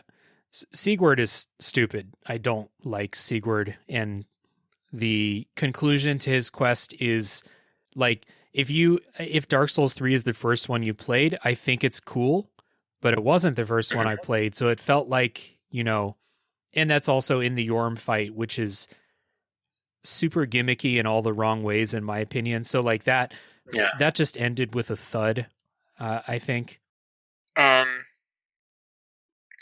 For me, that quest would have just worked a lot better if it was anyone but a Sieg bro. Right. Like, if they had just created a new NPC for that whole build-up, it would have been better. Not necessarily, really good or anything like that, because like that end boss is super gimmicky in like a weird way. But there's no rhyme or reason outside of like very superficial similarities for that to be a Siegmeyer clone. There really isn't. Like, I liked how unique Siegmeyer was in Dark Souls 1. He didn't look like anybody else. No one else looked like him. And then in Dark Souls 3, it's like, oh, here's basically a copy of him who's he's just kind of on an adventure. Like, Siegmeyer had some like characterization and like story going for him. Siegward just feels like, he's this dude you have to rescue throughout his quest. And then at the end, he's like, I'm here for my old friend, the giant, and then he died basically as soon as that fight started. So in my first game, he survived the Yorm fight. And then in my replay, Yorm just went straight for him and just fucked him up. He was dead in like 10 seconds. And I was like, oh, okay, well, I guess that's over. That happened to me in my most recent playthrough as well. Like for that fight, there's a special weapon that you're supposed to find and equip because that's like the big way to do huge amounts of damage to make that fight manageable. Right. I had exactly enough time to find the weapon and equip it before he died. Yeah, same. I knew what I was looking for, so I beelined for the Storm Ruler. And as soon as I had it equipped, I turned around and I was like, oh, Siegward's dead. Cool. I guess I'm not going to see the end of his quest. Which, to be fair, that's pretty much the end. Like, the one thing that happens after that is, like, I think he gives you an emote that you might not have gotten yet. If you did get it earlier, you don't even get that. Right. And then, like, he just kind of, like, says, okay, I'm done. Yeah. And he disappears. Mission accomplished. Yeah. So, I know there's other NPC quest lines, but I've never been able to see them through to the end except for Henri and her protector that I can't remember the name of, the one who goes hollow Horus. and you have to fight him. Horus, yeah. I've always been able to get that quest to go at least to the point where you have to fight Horus. In my first playthrough, Henri also went hollow, and I had to fight her or him. Could be a him if you're playing as a female, I think. But and then my second playthrough, something happened, and she just never showed up as I progressed through the story. So I'm not really sure what happens. I know it's linked with one of the endings of the game. Yeah, her ultimate ending is tied to that ending, or whether or not you tip her off about Horus. It basically can end one of three ways. Oh, right. She's either where Horus is and goes crazy and you have to kill her. That's if you warn her. If you don't warn her, she ends up in the woods somewhere, goes crazy, and you have to kill her. If you do neither of those things and set her up for the ending, which is getting her purposely kidnapped, then you shove a sword in her face, and whether or not you actually killed her is a mystery. Cool. So all happy endings for her quest line. Very good. Yeah, she's a bubbling part of positivity in this game. Yeah. Yeah. So that is what happened, because I did tell her where Horus went, and then I never saw her again. So yeah, maybe I just missed the place where she was going to go crazy and I was going to have to kill her. It would be down where Horus is. You have to go back. Okay. Yeah. I'm not sure I went back in there. No, a lot of these, I mean, this is why you need a guide, because, like, why would you go back there after you killed Horus? You're done with that space. There's no reason to go back anywhere. Yeah. Like, that makes sense. It's a linear game. You're not traversing through the levels you had to get to a new level. It's... Yeah. So, again, need a guide for these quests. Okay, so story goes, you make your way up through... to Lothric, finally. And I think this boss fight is really cool against Lothric and Lorien. And you get the souls. I'm kind of skipping over story because I don't remember it, but you get the souls, and then, like, you get to the Soul of Cinder. And so the Soul of Cinder is this, character made of all of the previous Lords of Cinder, the people who linked the fire before. So, like, counting characters, named characters from other games who did it, and also all the player characters. So that's why it has so many different moves. My question, like, I want to know if you have also thought about this, or if you have an answer. If the goal of the game is to relink the fire, and the Soul of Cinder is made of all the previous Lords of Cinder, why is it stopping you from linking the fire? Why is it fighting you? That is my biggest, like, bugbear about Soul of Cinder. Like, aside from the fact that he's just an okay fight, like, right, his existence makes no sense. Yeah. In terms of, like, like, the fire has never been sentient before in any way. It's always just been this thing that is keeping the world alive through magic. It doesn't have a will. You're not chosen because the fire chose you or anything like that. It's just a destiny thing. Right. But for whatever reason, all of a sudden, when the fire is at its weakest that it's ever been in the series, it can produce this, like, RoboCop of a knight. Right. And be strong enough to wreck your shit if you're not careful. Right. You would think that if the fire is sentient, then the fire wants to continue being lit. So therefore it would pave the way for me to go light the fire again. But no, you get this, like... It would have sent the Soul of Cinders to go get the Lord. Yeah, exactly. But instead it's there literally killing me repeatedly as I try to link the fire. It's like, it's like trying to force medicine down your dog's throat. Like, dude, I'm trying to help you. Like, come on. Yeah. A lot of this, like, so just all around, there's no reason for it to exist. A big part of the reason is that this game kind of had troubled development, not in the sense of, like, it was very delayed or anything like that, but, like, there was no one unified vision for the story. Mm-hmm. So I think Soul of Cinders is something that they thought was a good idea for another version of the story. and just, he's still here, but not justified in being here. It's one of those things that, like, I think, like you said before, it's cool if you think about it for half a second, all the souls of all the players who've linked the fire in this one character. That's a cool thing, I think. But then you start thinking about it more and you're like, oh, why does it not want me to link the fire? And as soon as you start thinking about that, you're like, this is fucking stupid. And I don't know. It felt like it was supposed to be this incredibly emotional moment. They bring back Gwyn's music in the fight, but the whole time I'm thinking, like, this boss sucks. I don't like this. Now they're trying to tug at my heartstrings with Gwyn's song, and that completely fell flat for me too. And then not even just his song, like, he gets his moveset too. Right. Yeah. But it's doesn't make sense in that sense either, because when you fight Gwyn in Dark Souls 1, he's a burnt out husk. Like, that's in the narrative, that he's also weak, he's gone hollow, he's not at the top of his form. Right. You're fighting peak power Gwyn here.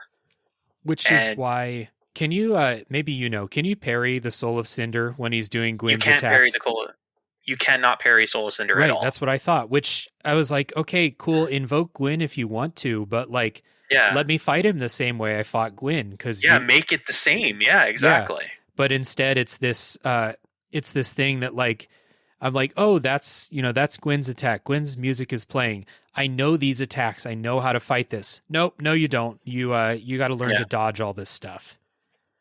What's actually ironic that just came to my mind right now is that a good example of what this could have been is in Dragon's Dogma. Because the ending to Dragon's Dogma, spoilers if you haven't listened to that episode yet, is you fight God. Right. But God, if you're on a New Game Plus cycle, is your character from the previous game cycle. Yeah. That would be cool. So you're fighting yourself at that point of the game, like that build, whatever your stats were at that point. And this is kind of the same idea of, like, you're supposed to be fighting other players with all the builds that it has access to. Right. To the point where it goes all the way back to the first, Lord of Cinder, which was Gwyn. And for whatever reason, like, because the track isn't laid for it, because it doesn't make sense narratively, it's real hollow unless you're just there for the fight, because mechanically it is an interesting fight. Yeah. There's a lot of stuff to learn, and I definitely, like, I had a little bit of that enjoyment of, like, okay, he's switching to his sorcerer phase. Let me, learn what the sorcerer phase can do. Okay, now he's switching, he has a spear. Let me learn the spear's moves and stuff like that. There is some enjoyment. And not only that, like you're not going to fight, like, the curved blade pyromancer the same way you're going to fight that casting sorcerer. Right. So, like, you're switching up strategy at the same time he is. Right. To match him. And so that's a real cool way to do a fight. Yeah. I guess if we're getting into, like, mechanics talk with the Soul of Cinder, my problem is that it is just like, this is the poster child, I think, for Dark Souls 3 bosses not playing by the same rules that you are, because this dude will just relentlessly attack you. Your windows for, like, dodging his combo and punishing are so small that I was playing my first playthrough that was all melee. I summoned help for him, and then my second playthrough I had pyromancy. You would think the Soul of Cinder would be super resistant to fire, but he's not at all. So I basically just fireballed him to death my second playthrough. Like, it was cool seeing the changes to all of these forms, but because he just relentlessly attacks you and, has these lunge moves that have super far reaches, it wasn't super fun. And by the end of it, like I said, I was frustrated. So the Gwyn stuff really sucked when that came in, I thought. Yeah. The hardest time I've ever had with him was for my caster character, and it's for exactly those reasons, that he's so relentless and so, non-stopping. Like, he's constantly going with combos. You have to be, like, timed perfectly to cast spells, because casting spells is an instant. Like, you have a wind-up in the same way you have a melee wind-up. Mm-hmm. And so that was the hardest to do it for me, because couldn't seem to get enough space to get those attacks off. Yeah. Yep. I mean, and even like when I was doing my melee character, the rule should be that if you're able to dodge your combo, you should be able to punish a little bit, right? Mhm. But in Soul of Cinder, you can get one melee hit in, maybe two if you're using a quick weapon, and then you have to get out. And like, and then the big part of that too is like for melee, you can attack out of a roll. It's like as one move, right. But you can't do that as a caster. Mm-hmm. Yeah, true. So after you beat Soul of Cinder, there's 3 endings. One where you link the fire, just like all the other games, and you continue the cycle. One where you snuff the fire and put an end to it. And I was going for a new ending my second time. So I did the snuff the fire ending where you give eyes to the firekeeper and she helps you put out the fire. I also did that out of spite because I hated the Soul of Cinder by the end of it. I was like, fuck you, I'm putting this shit out. No more Soul of Cinder for anybody else. This is going out. And also, there is a hidden second ending within that ending. Yeah, there is, where you when you summon the firekeeper, but you attack her before she can touch the fire or something. It's while she's putting the fire out, because like the animation is like she picks up the flame right, and kind of snuffs it in her hand. Well, there's a brief window of time where she's holding it that you can attack her and kill her, which doesn't change the ending all that much. The fire still goes out. It's just, it's another thing that's there. It's it's kind of cool. Just you being a total dick. Yeah. If you're playing for chaos, here's like the actual chaos ending. Yeah, for sure. And then there's the third ending that we talked about with those NPC quests. It's where you become, it's called the King of Londor ending, I think. And this requires completion of some finicky NPC quests, I think. So I have never even come close to seeing this. This is something that, like, if you're not playing with a guide, I don't know how anyone would naturally come across this ending. I also, like, I could see it, but it's like such an exact set of circumstances that the odds are incredibly against it, because the real thing you need to do is advance Henri's quest, which you can do if like the stars align and she's always where she should be when she should be. Right. And the other half is getting these quote unquote free levels from an NPC that you can find pretty early on. Yeah. And those are the 2 big things you need to do. And like if you do both of them, there's only like 1 or 2 other conversations you have to get to the ending. And so like it's definitely possible to accidentally stumble your way here. It's just not very likely at all. There's a part in Irithyll where you're in a church and like there's some assassin in this church that you're either supposed to like, I think you're supposed to let the assassin take Henri, right? Yeah, it's like there's a spell in the game called Chameleon. It disguises you as scenery, basically. And someone in the church with her is using that spell. Right. So if you kill him, she doesn't get kidnapped, and it breaks the quest for this ending. Right. If you want this ending, you have to let her get kidnapped. Right, which is counterintuitive because Henri's been your friend. She's been helping you with bosses and stuff like that if you've been summoning. Yeah. But now you're supposed to let something bad happen to her, which is something that I don't think a lot of people would naturally just like let happen. No, especially because at this point, like, bad things are already happening to her. Like, she lost her friend. Right. Like, she's on her own now. So it's like bad to worse, and it's your fault. Yeah, exactly. So I am not even totally positive what happens in that third ending. The big difference is, like, instead of putting out the fire or relighting it, you take the fire and absorb it into yourself. So, like, you carry the power of the fire within you, which plunges the rest of the world into darkness, but you are the most powerful thing in it now. Cool. So another happy ending for the residents of the Dark Souls world. Yeah. Which is why it's called, like, the King of Londor, because there is a place that we never see called Londor, and, like, their chosen king or whatever is the person who does this, and, like, you're the one who does it. Right. Okay, cool. So those are your endings. Like I said, I linked the fire the first time.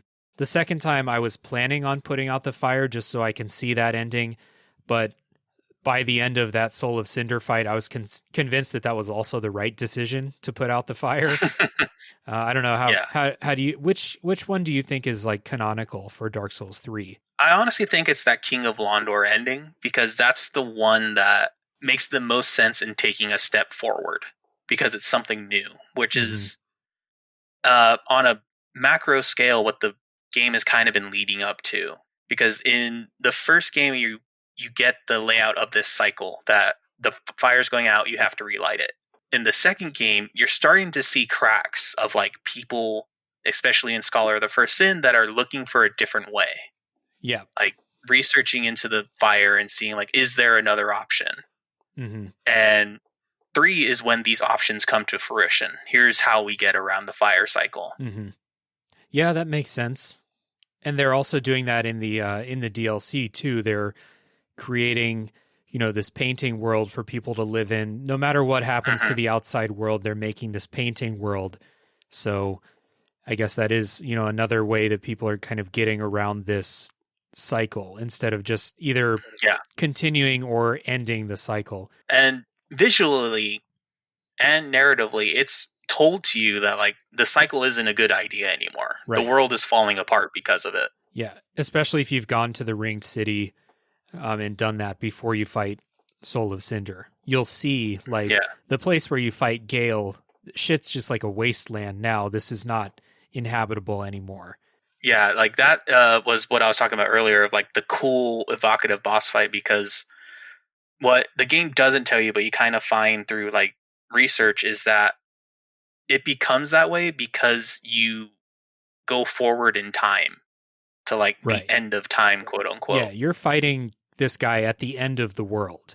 Yeah, the literal like the end of the world is in about an hour. Yeah. So the whole world is just a pile of ash, and you're fighting on top of it. Yeah. And so it's cool. Yeah, it's real cool. And like this is what happens if the cycle isn't fixed somehow. Because another issue with it is that it's kind of something that's only illustrated if you play the series, is that linking the fire is becoming less and less effective. Right. Because Dark Souls 1, you link the fire and it's this huge arena filling, like lighting everything on fire. Mm-hmm. In Dark Souls 3, if you link the fire, it's like your character's arm catches fire and you kind of just collapse. Mm-hmm. And that's it. Yeah. So if you link the fire here, someone's going to have to come do it in like a couple weeks, Yeah. So do you have any favorite levels that you think are like really stand out in this game? You have a couple here in the notes that I'm going to let you talk about because you probably have different reasons than I do. But the ones that stood out for me, I kind of already mentioned, is like Anor Londo, the return to Anor Londo. Mm-hmm. And for the reasons I already outlined of like going back, and it's this pristine, like kind of held in state world in the first game. But you get there in this one and there's a giant dead corpse. Like the whole floor is covered in like muck, and it's dark and dingy, and it's defiled in like almost every way because of the person that is taking up residence there. Yeah. And it's, again, like the one time that invoking the first game really, really works because it's so striking to what you're used to. Yeah, for sure. My other one for like mechanics is Irithyll Dungeon. I know a lot of people dislike it because of the enemies that are there. Yeah, I'm one of those. Yeah, but in terms of just like level wireframe, I think it's one of the stronger areas because it's this classic Souls thing of like you don't quite have a sense of direction. So like you go up an elevator or open a certain door and you're suddenly back to somewhere you've already been. Like that feeling is real strong in that level. Mm-hmm. That's one of I think it just has one bonfire for the entire level, right? Yeah, for the quote-unquote Irithyll Dungeon, there's one bonfire. Like, there's one at the very end, but it's technically considered like the next area, which is the Profane Capital. Right. So, yeah, that is one of the, like, and I don't know, I like being able to do that sprint from one bonfire to another, but something about that design of those shortcuts looping back to the bonfire. It's so satisfying, and especially when, like you said, in Irithyll Dungeon, I'm not a huge fan of like the experience of playing that level, but it is very cool to like poke into. You're like, I have no idea where this elevator goes, but let's just see. Oh, cool, there's the bonfire. Like you do get those moments, and those are a little bit fewer and far between in Dark Souls 3 than they were in Dark Souls 1, which is why like one of my favorite levels is the Cathedral of the Deep, because it's that same thing. It's like that classic Dark Souls level design in a massive level. The Cathedral of the Deep is huge. Like up until Elden Ring, I think this was one of the biggest dungeons they've ever made. Yeah, in terms of just sheer like space, it's definitely up there. The thing with Cathedral of the Deep that I like I also like the fact that it's one of those classic Souls return to one bonfire, like just going out in different loops. I don't like the wireframe of the level as much because of all that space, and because of like a big chunk in the middle is just sludging through like muck. The water, the water with the giants, and then the other part of it that's big is the rafters up top, which I never have good luck with. Yeah, the rafters are not very fun. I don't know. I really enjoy that. Like sometimes you're inside, sometimes you're outside, but I do agree there's lots of kind of experiences in Cathedral of the Deep where you're like, I can see this place I need to go to, but I have no idea how to get there. And that can get frustrating. Dealing with those bridges that you have to raise and what patches gets involved with, that can get a little bit frustrating, but I don't know. I just really like that level a lot. Yeah, it is one of the better levels for sure. Yeah. My other favorite's the Undead Settlement, which is basically because Bloodborne's my favorite game in the series. As my Elden Ring playthrough is incomplete, Bloodborne is still my favorite game in the series. And this feels like a Bloodborne level. These enemies feel like Bloodborne enemies. It's just that it's not nighttime. If it were nighttime, this would be a straight up Bloodborne level. So I really dig it. Oh yeah, for sure.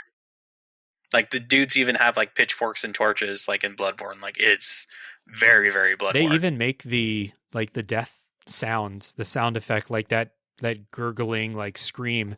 They do that in this one. Yeah, and they have some like a giant pyre going in the middle of a bunch of them too. Yeah. Those channelers are super creepy. They come up and smack you with their Bible or shoot bees at you. It's give you a death hug. Yeah, those are, man, that level is very cool. Terrible boss in that level, I think, but cool level to go through. The only reason like it's lower on my list is because of there's no one path through it. Yeah. So seeing everything is like kind of like a weird, how do I want to tackle this kind of order of operations that never quite feels good. I liked several sections in there where you like go up an elevator and you step off where what's his face is, where Sigurd is, and you're like, holy shit, there's a whole other section of the level over here. That's cool. Like there's a lot of those. Oh yeah, like that here. stuff is real cool. Yeah, but like I'm more thinking like there's I want to say like 3 paths to get to the boss, and they're all kind of exclusive from each other. So like if you go down one spoke, if you want items or whatever that's on the other spoke, you just have to backtrack and go through it again. Yep. Yeah, I can agree with that, but I have such a good time exploring in these games that's never going to be like, oh, this terrible, thing that's become of me. I have to go explore some more Dark Souls spaces. I'm always up for that. Oh no, yeah, like that's still good because it's still exploring in Dark Souls. It's just it doesn't feel as elegant as something like, the Cathedral or Irithyll. Yeah, I can totally get behind that.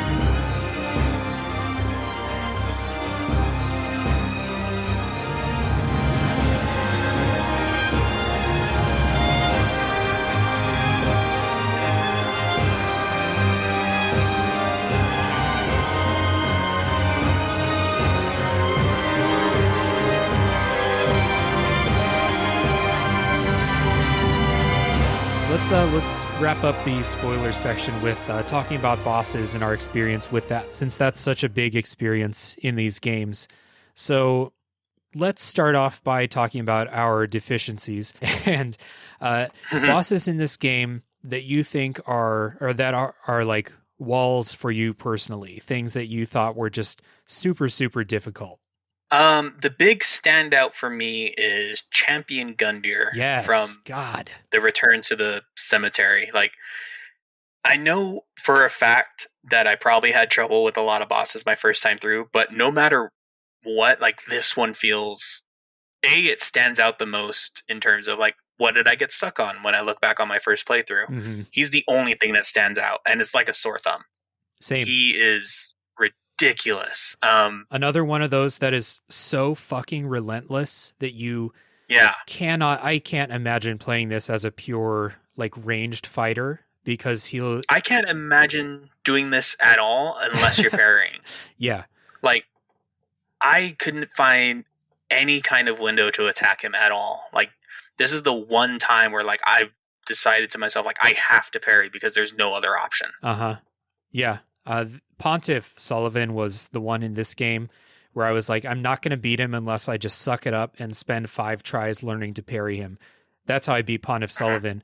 Champion Gundyr, I couldn't get the parry window down, and his combos are so deadly that if you miss that parry, he's going to combo you to death. So both times I've beaten him is because I summoned the Sword Master, the NPC summon, who does surprising work against him, and I was able to just like throw fireballs from a distance. I didn't even know he was summonable for that fight. I think it's because I always kill him. Oh, I kill him too. You can still summon him in there. Oh man, I guess I've just never seen the sign then. Yeah, you have to be, of course, you have to be embered. You're kind of discouraged from being embered because there's an NPC invasion right before that. But you're right, dude. Champion Gundyr is, now that I've played the game twice, I'm comfortable saying it's the hardest boss for me in the entire base game. Yeah, for sure.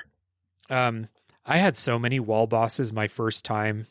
Like, I couldn't beat Dancer by myself the first time I played. Nameless King, absolutely not by myself, though my second try, I was just maybe better at it. Nameless King was a lot of fun. But Pontiff Sullivan was another one where, like, my first time I just couldn't do it by myself. And my second playthrough, the Abyss Watchers were incredibly hard for me. I don't know what it was, but I probably fought them more times than any boss in the entire game. Oh man. I don't know what it is, because it's not that hard. I was just like, I don't know. I think that's one of the first checks of like, are you actually ready to play this game? Because it's still fairly early in the game. Well, yeah, it definitely ramps up after them. But I don't remember, like I said, like, Champion Gundyr stands out so much as something I had trouble with. Like, I can't even think of anything else that I didn't, like, nothing that was a wall. Everything was like, oh, I had to try a couple times, but I did get it. Yeah. When I say a wall, I mean, like, I fought the Abyss Watchers like 30 times. Yeah. I saw it happen later on like different builds, like with the Dragon Slayer armor. My caster build had a real tough time with him. Mostly just because I didn't have the defense and the HP I just didn't have the stats to like stand up to him for very long. Mm-hmm. Yeah. But in terms of something that's like always an issue, like the main one is Champion Gundyr. Yep. Yeah, and I think if I replayed the game on a different build, I would probably still have trouble with him, and I would be like, okay, I know the Abyss Watchers more now. I don't think it's going to take me 30 more tries to beat the Abyss Watchers. It's probably still going to take me a long-ass time to beat Champion Gundyr. Yeah, for sure. So how about bosses that other people have trouble with that you, like, just put a little feather in your cap and say, I didn't have that bad a time? For me, it's consistently the Nameless King, actually. Yeah. And I think it's because I take a different approach to him than a lot of people do, and is that I don't dodge him. My main strategy for him is to get the Dragon Slayer armor Great Shield.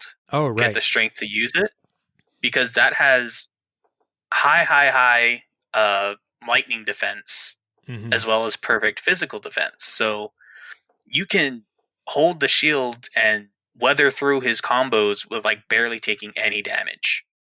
Yeah. And so you're in a prime position to punish him once he's there, because the main issue with dodging him is you have to recover from the dodge frames before you can attack. Right. And so that kind of slows down your attacks. But like, if you just block him, you're just like, bam, hit him again, then block. Bam, hit him again and block. And if you already have the stats for the Great Shield, like, he's not doing a lot of damage to your endurance. He's barely doing damage to your health. And so, like, that's my main strategy for him, and it's never been an issue. I think my first playthrough, I think I just psyched myself out because of the reputation Nameless King has. And, you know, I tried it. He killed me, you know, 5 to 10 times. And then I was like, okay, time to summon help. And we beat him, you know, first or second try. And then my most recent playthrough where I was like, I'm going to beat all the bosses by myself, except for Champion Gundyr, the way it played out. I think I beat Nameless King within 10 attempts.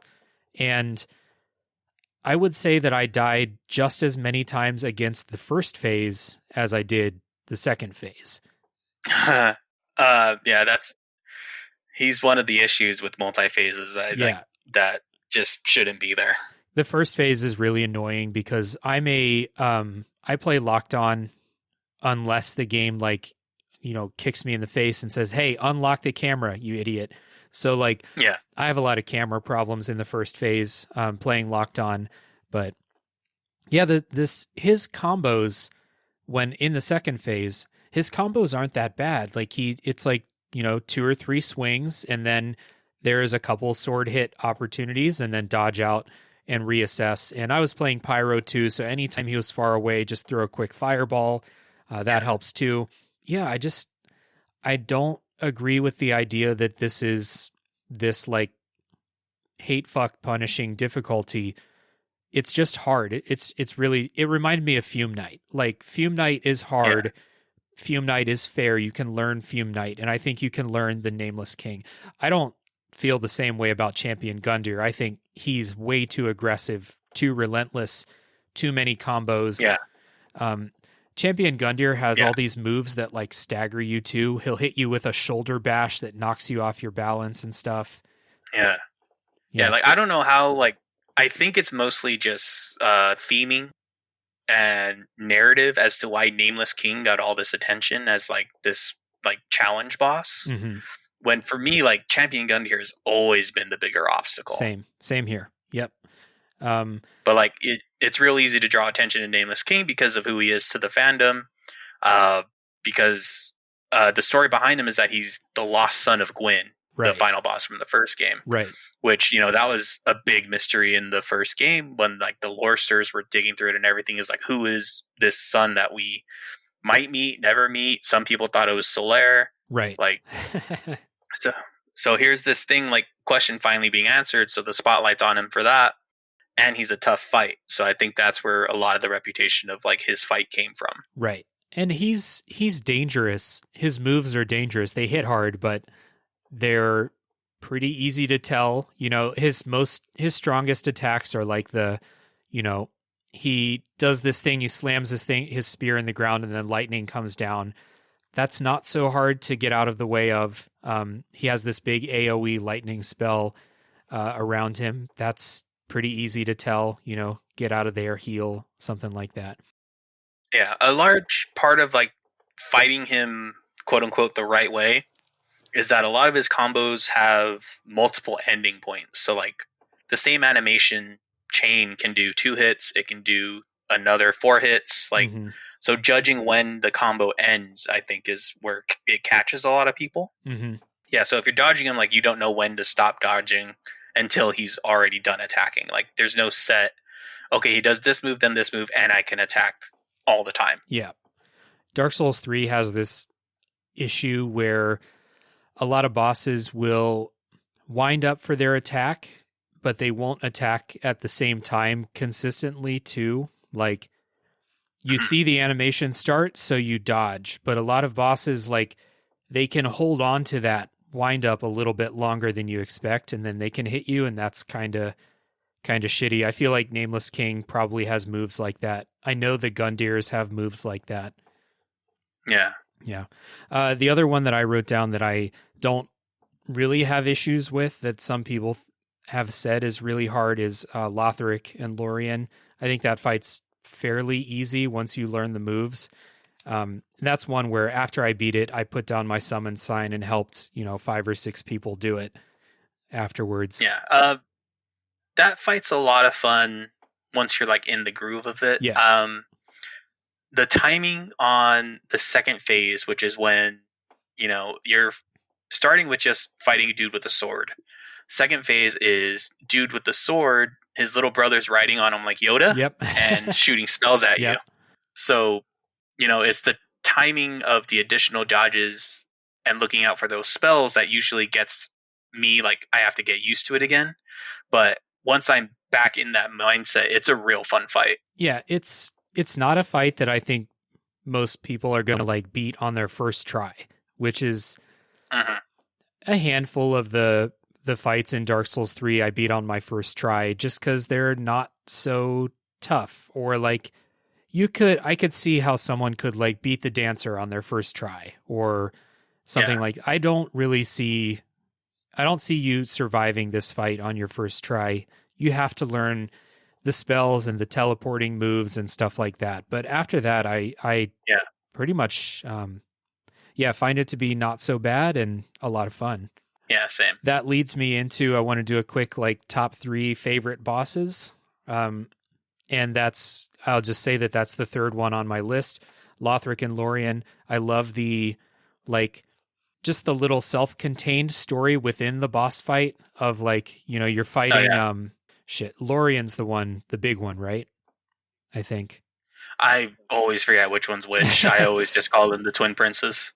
Right. You're fighting the big one who is very obviously not okay in several different ways.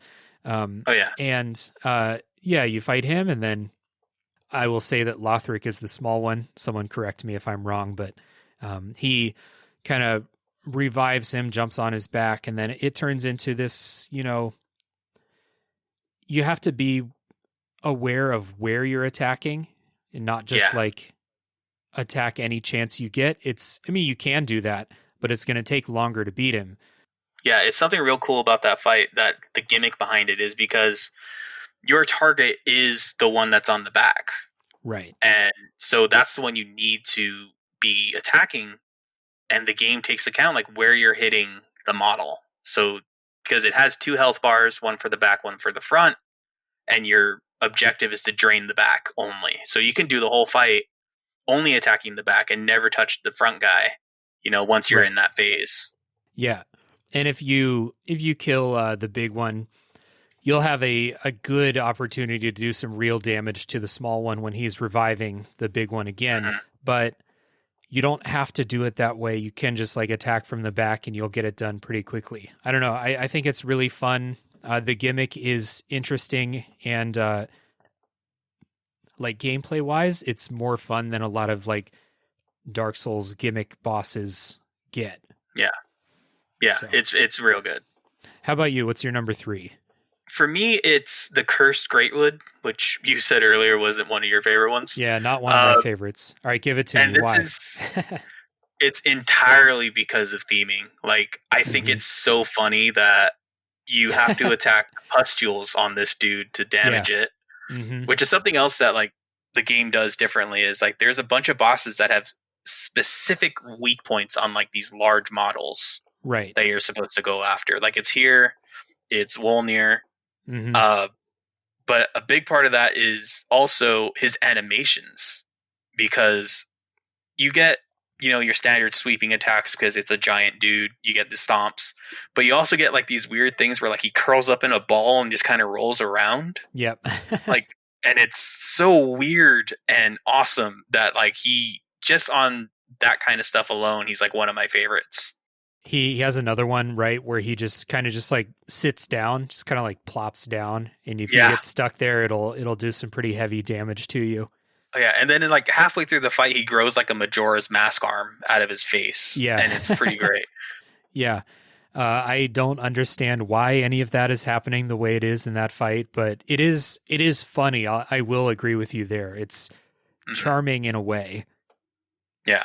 My number 2 is kind of continuing with that theme. My number 2 is Wolnir, because it's just such a cool spectacle of a fight. It's not super interesting as a, mechanical boss fight, but this giant skeleton trying to claw his way out of the abyss.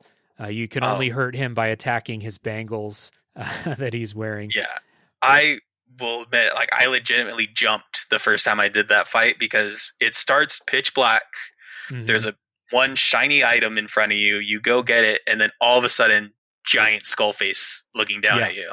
This is a series, Dark Souls series, and a developer that is all about skeletons in video games. And I think this Skeletons.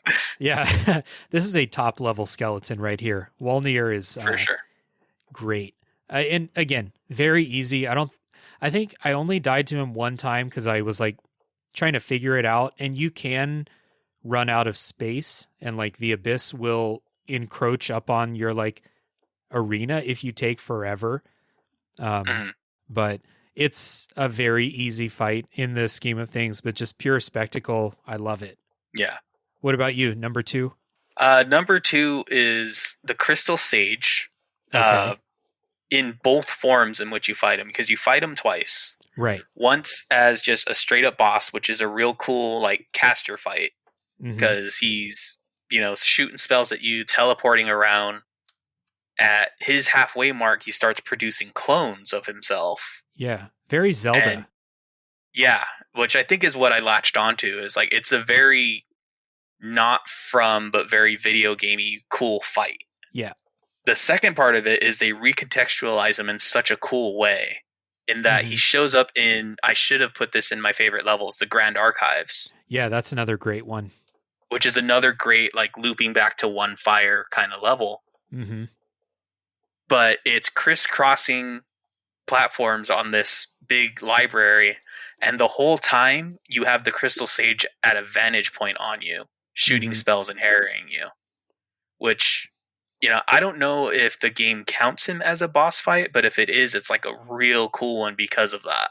Yeah, I like it in the archives a little bit more than I like the regular boss fight, because I think without it, the archives would be pretty unremarkable from a, enemy standpoint. But for most of your time through that level, you got these soul arrows being shot at you all the time.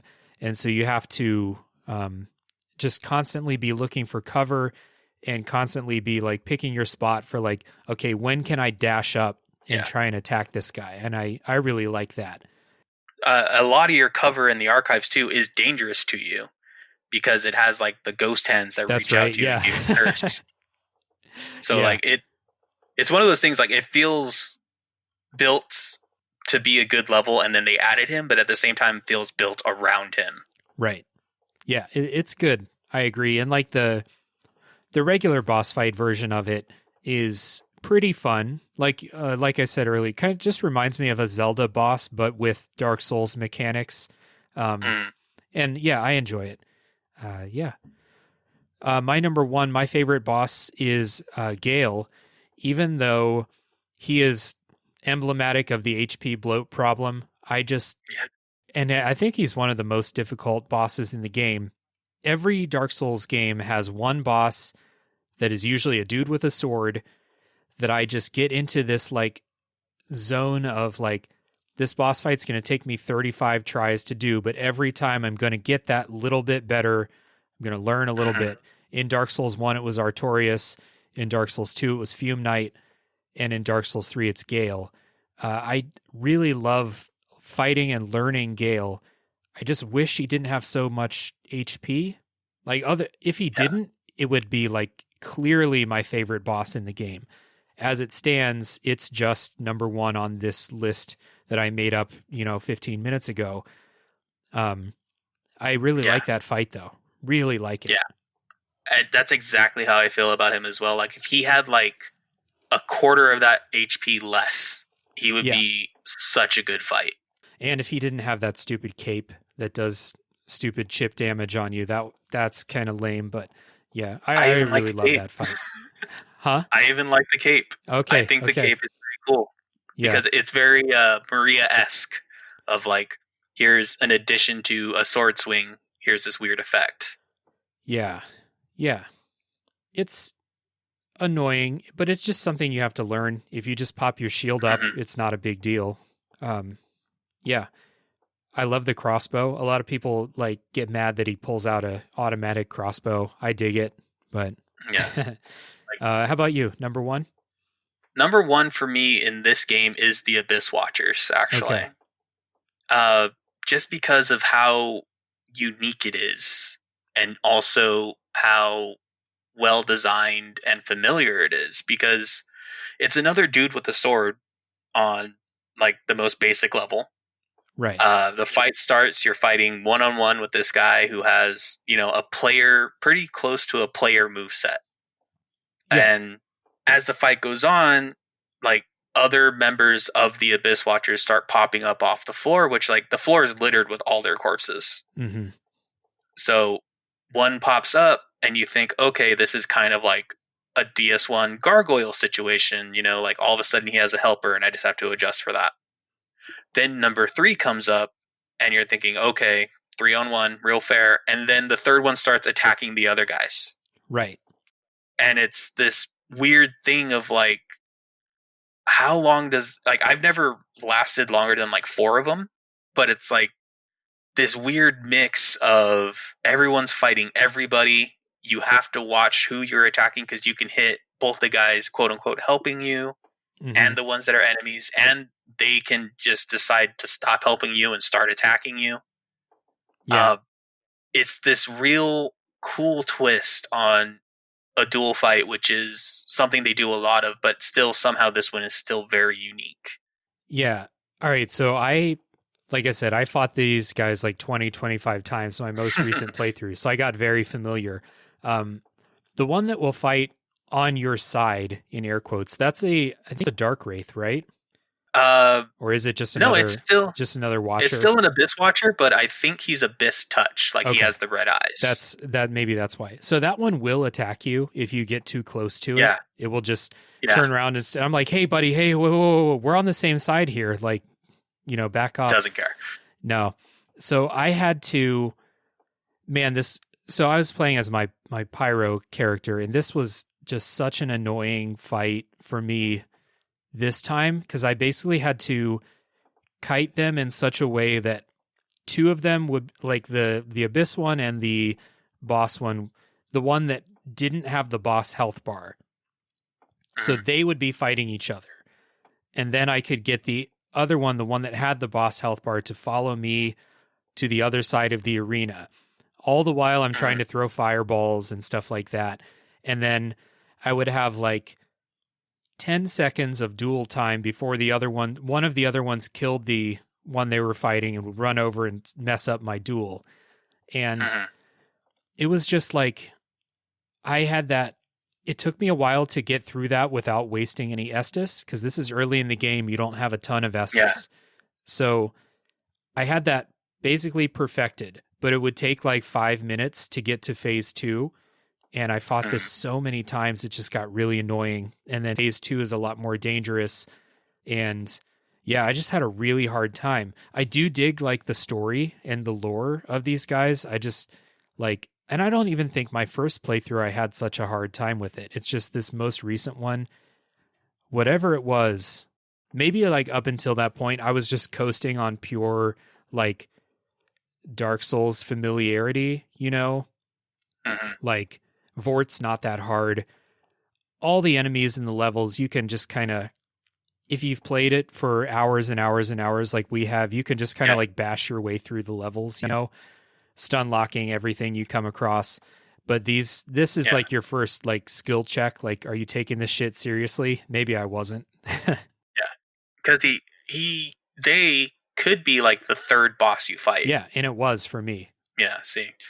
So it could have even just been a stats thing of like you weren't doing the amount of damage you should have been or whatever. But like that chaos of the first one is so good, especially in contrast to the second phase where it becomes just a straight up duel. Like all their power or whatever goes into a single one of them. And he has still the same moveset, which is cool. Like it's not a whole brand new moveset you have to learn, but it's, you know, super powered. Right. Yeah. Maybe that was because this is that point in the game I talked about. This is the main fork where you can either go do this stuff or you can go to Cathedral of the Deep, and like the Deacons of the Deep are much easier than this. So yeah, maybe I just, because I did this first because I was just following the path and I wasn't reading, like doing my usual Fextra Life, like recommended game progress route wiki that I normally do. Maybe I did just come to this a little bit too early, but I got it done, you know, after 25 tries. It's a cool fight. I'm not saying that this sucks like a couple of them, but I just had a really hard time. It could be frustrating. Yeah. Like there's so much randomness to it. Like it can go bad a lot of ways. Especially when all three of them are aggroed on you and you're like, this isn't how this is supposed to be. Get away from me. Yeah. Man. Cool. Yeah. Any bosses that you think are just horrible and suck real bad? Everything in the DLC. Yeah. I was pretty okay with Demon Princes my first playthrough, and on my replay, I fucking hate those, and that's where I stopped playing the Ringed City. Yeah. Excuse me. Demon Princess has a real bad HP problem, especially if you summon in, which you're kind of encouraged to do because the fight starts with two of them. But once it moves on to the second phase of like fighting the super demon prince or whatever, like all three of us were attacking all at once and barely moving the health bar. Yep. Like it's crazy. Yep. It sucks. I don't like that. I think Midir is cool visually, but not fun at all to fight. I've never even finished fighting him. Like he's the one Souls boss like I legitimately gave up on because like there's no fun in it for me. The only time I beat him, I summoned in help, and the person I summoned in basically soloed him even with the extra health. And I just like, God damn. I just like tried to stay alive. This person I summoned in was like a superstar. They fucking wrecked him. And I was just like, you know, trying my best just to stay alive so this guy could do his thing. Yeah. Midir sucks. We kind of mentioned this earlier. I hate Sister Freed. I think that fight's terrible. Oh, I hate that fight just so too much. Yeah. Especially with all like the problem with all of these is like you have to go through every phase. Yeah. And like her phases are so ridiculous. Like the first phase has the invisibility thing going on, which, you know, I mentioned this earlier, is in another game and done better. Mm-hmm. Her second phase has this big, weird, massive hair that can block everything, like visually. Like she can hide in his model. Like he can suddenly take up the whole screen. Yeah. And like he can smash you down in like 2 hits and come out of nowhere. Because for whatever reason, he's still fast. And then the third phase is worse Maria. Yeah, if you just took the third phase and made that the last boss of the DLC, it would still be incredibly difficult. But the fact that you have to do the first 2 phases every time, just like by the time you get to that third phase, my nerves are frayed. I'm already mad. I'm not able to be in like that Zen state that you have to be in to beat some of these really hard bosses. It just, and like you said, it's taking something from a game from Bloodborne that was done much better in Bloodborne. The thing that made Maria cool was Maria has all these phases, but Maria doesn't get a bunch of new attacks in every phase. She just gets extra effects. So if you learn the first phase, you can beat the second and third phase. It's not so bad. And it's all one health bar. Yeah, and Freeds are She has 3 health bars, and all 3 phases are very different from each other. It sucks. Yeah. Like, there's some overlap in like her move animations, but they all get add-on effects. She gets like new like conical area of effect moves. She gets like an explosion move. She has these frost moves, those black flames that are super hard to dodge. Like you said in Maria, like everything that she upgrades follows logically. Right. Like she gets a sword swing. The sword swing now has like a wave to give it extra range. It's nothing too crazy. Right. I don't know about parrying Freed, but like that's part of the thing that made Maria very doable for me is that you can parry her somewhat easily in Bloodborne. Mm-hmm. And in Dark Souls 3, it's a Bloodborne boss, but you can't parry as easily. You don't have the stamina. Just sucks. Anyway. Yeah. I feel like we're going out on a pretty negative note here, but this game is awesome. Yeah. Yeah, I mean, it's like we said, the base game, I don't think there are any bosses in the base game that are really bad. I don't like the Soul of Cinder. I don't like fighting it, but it's not terrible. It's not unfair. It's just not that fun for me. The DLC is where we start getting into this stuff where I'm like, man, this is just not fair. To beat Midir, you have to execute perfectly for like 15 to 20 minutes. That sucks. Yeah, that's ridiculous. Same with Gale. Like, I really love Gale as a fight, but to beat him, you do have to be perfect for 10 to 15 minutes. That's not super fun. So, yeah. Cool. Anything else about Dark Souls 3 you want to talk about before we say goodbye? Good game. It does feel very bookend of the series. But I just think there's a lot of things it could have done better. Yeah. I think that's a good way to sum it up. There are a lot of things that it could have done better. At the end of the day, still a very fun game. Yes.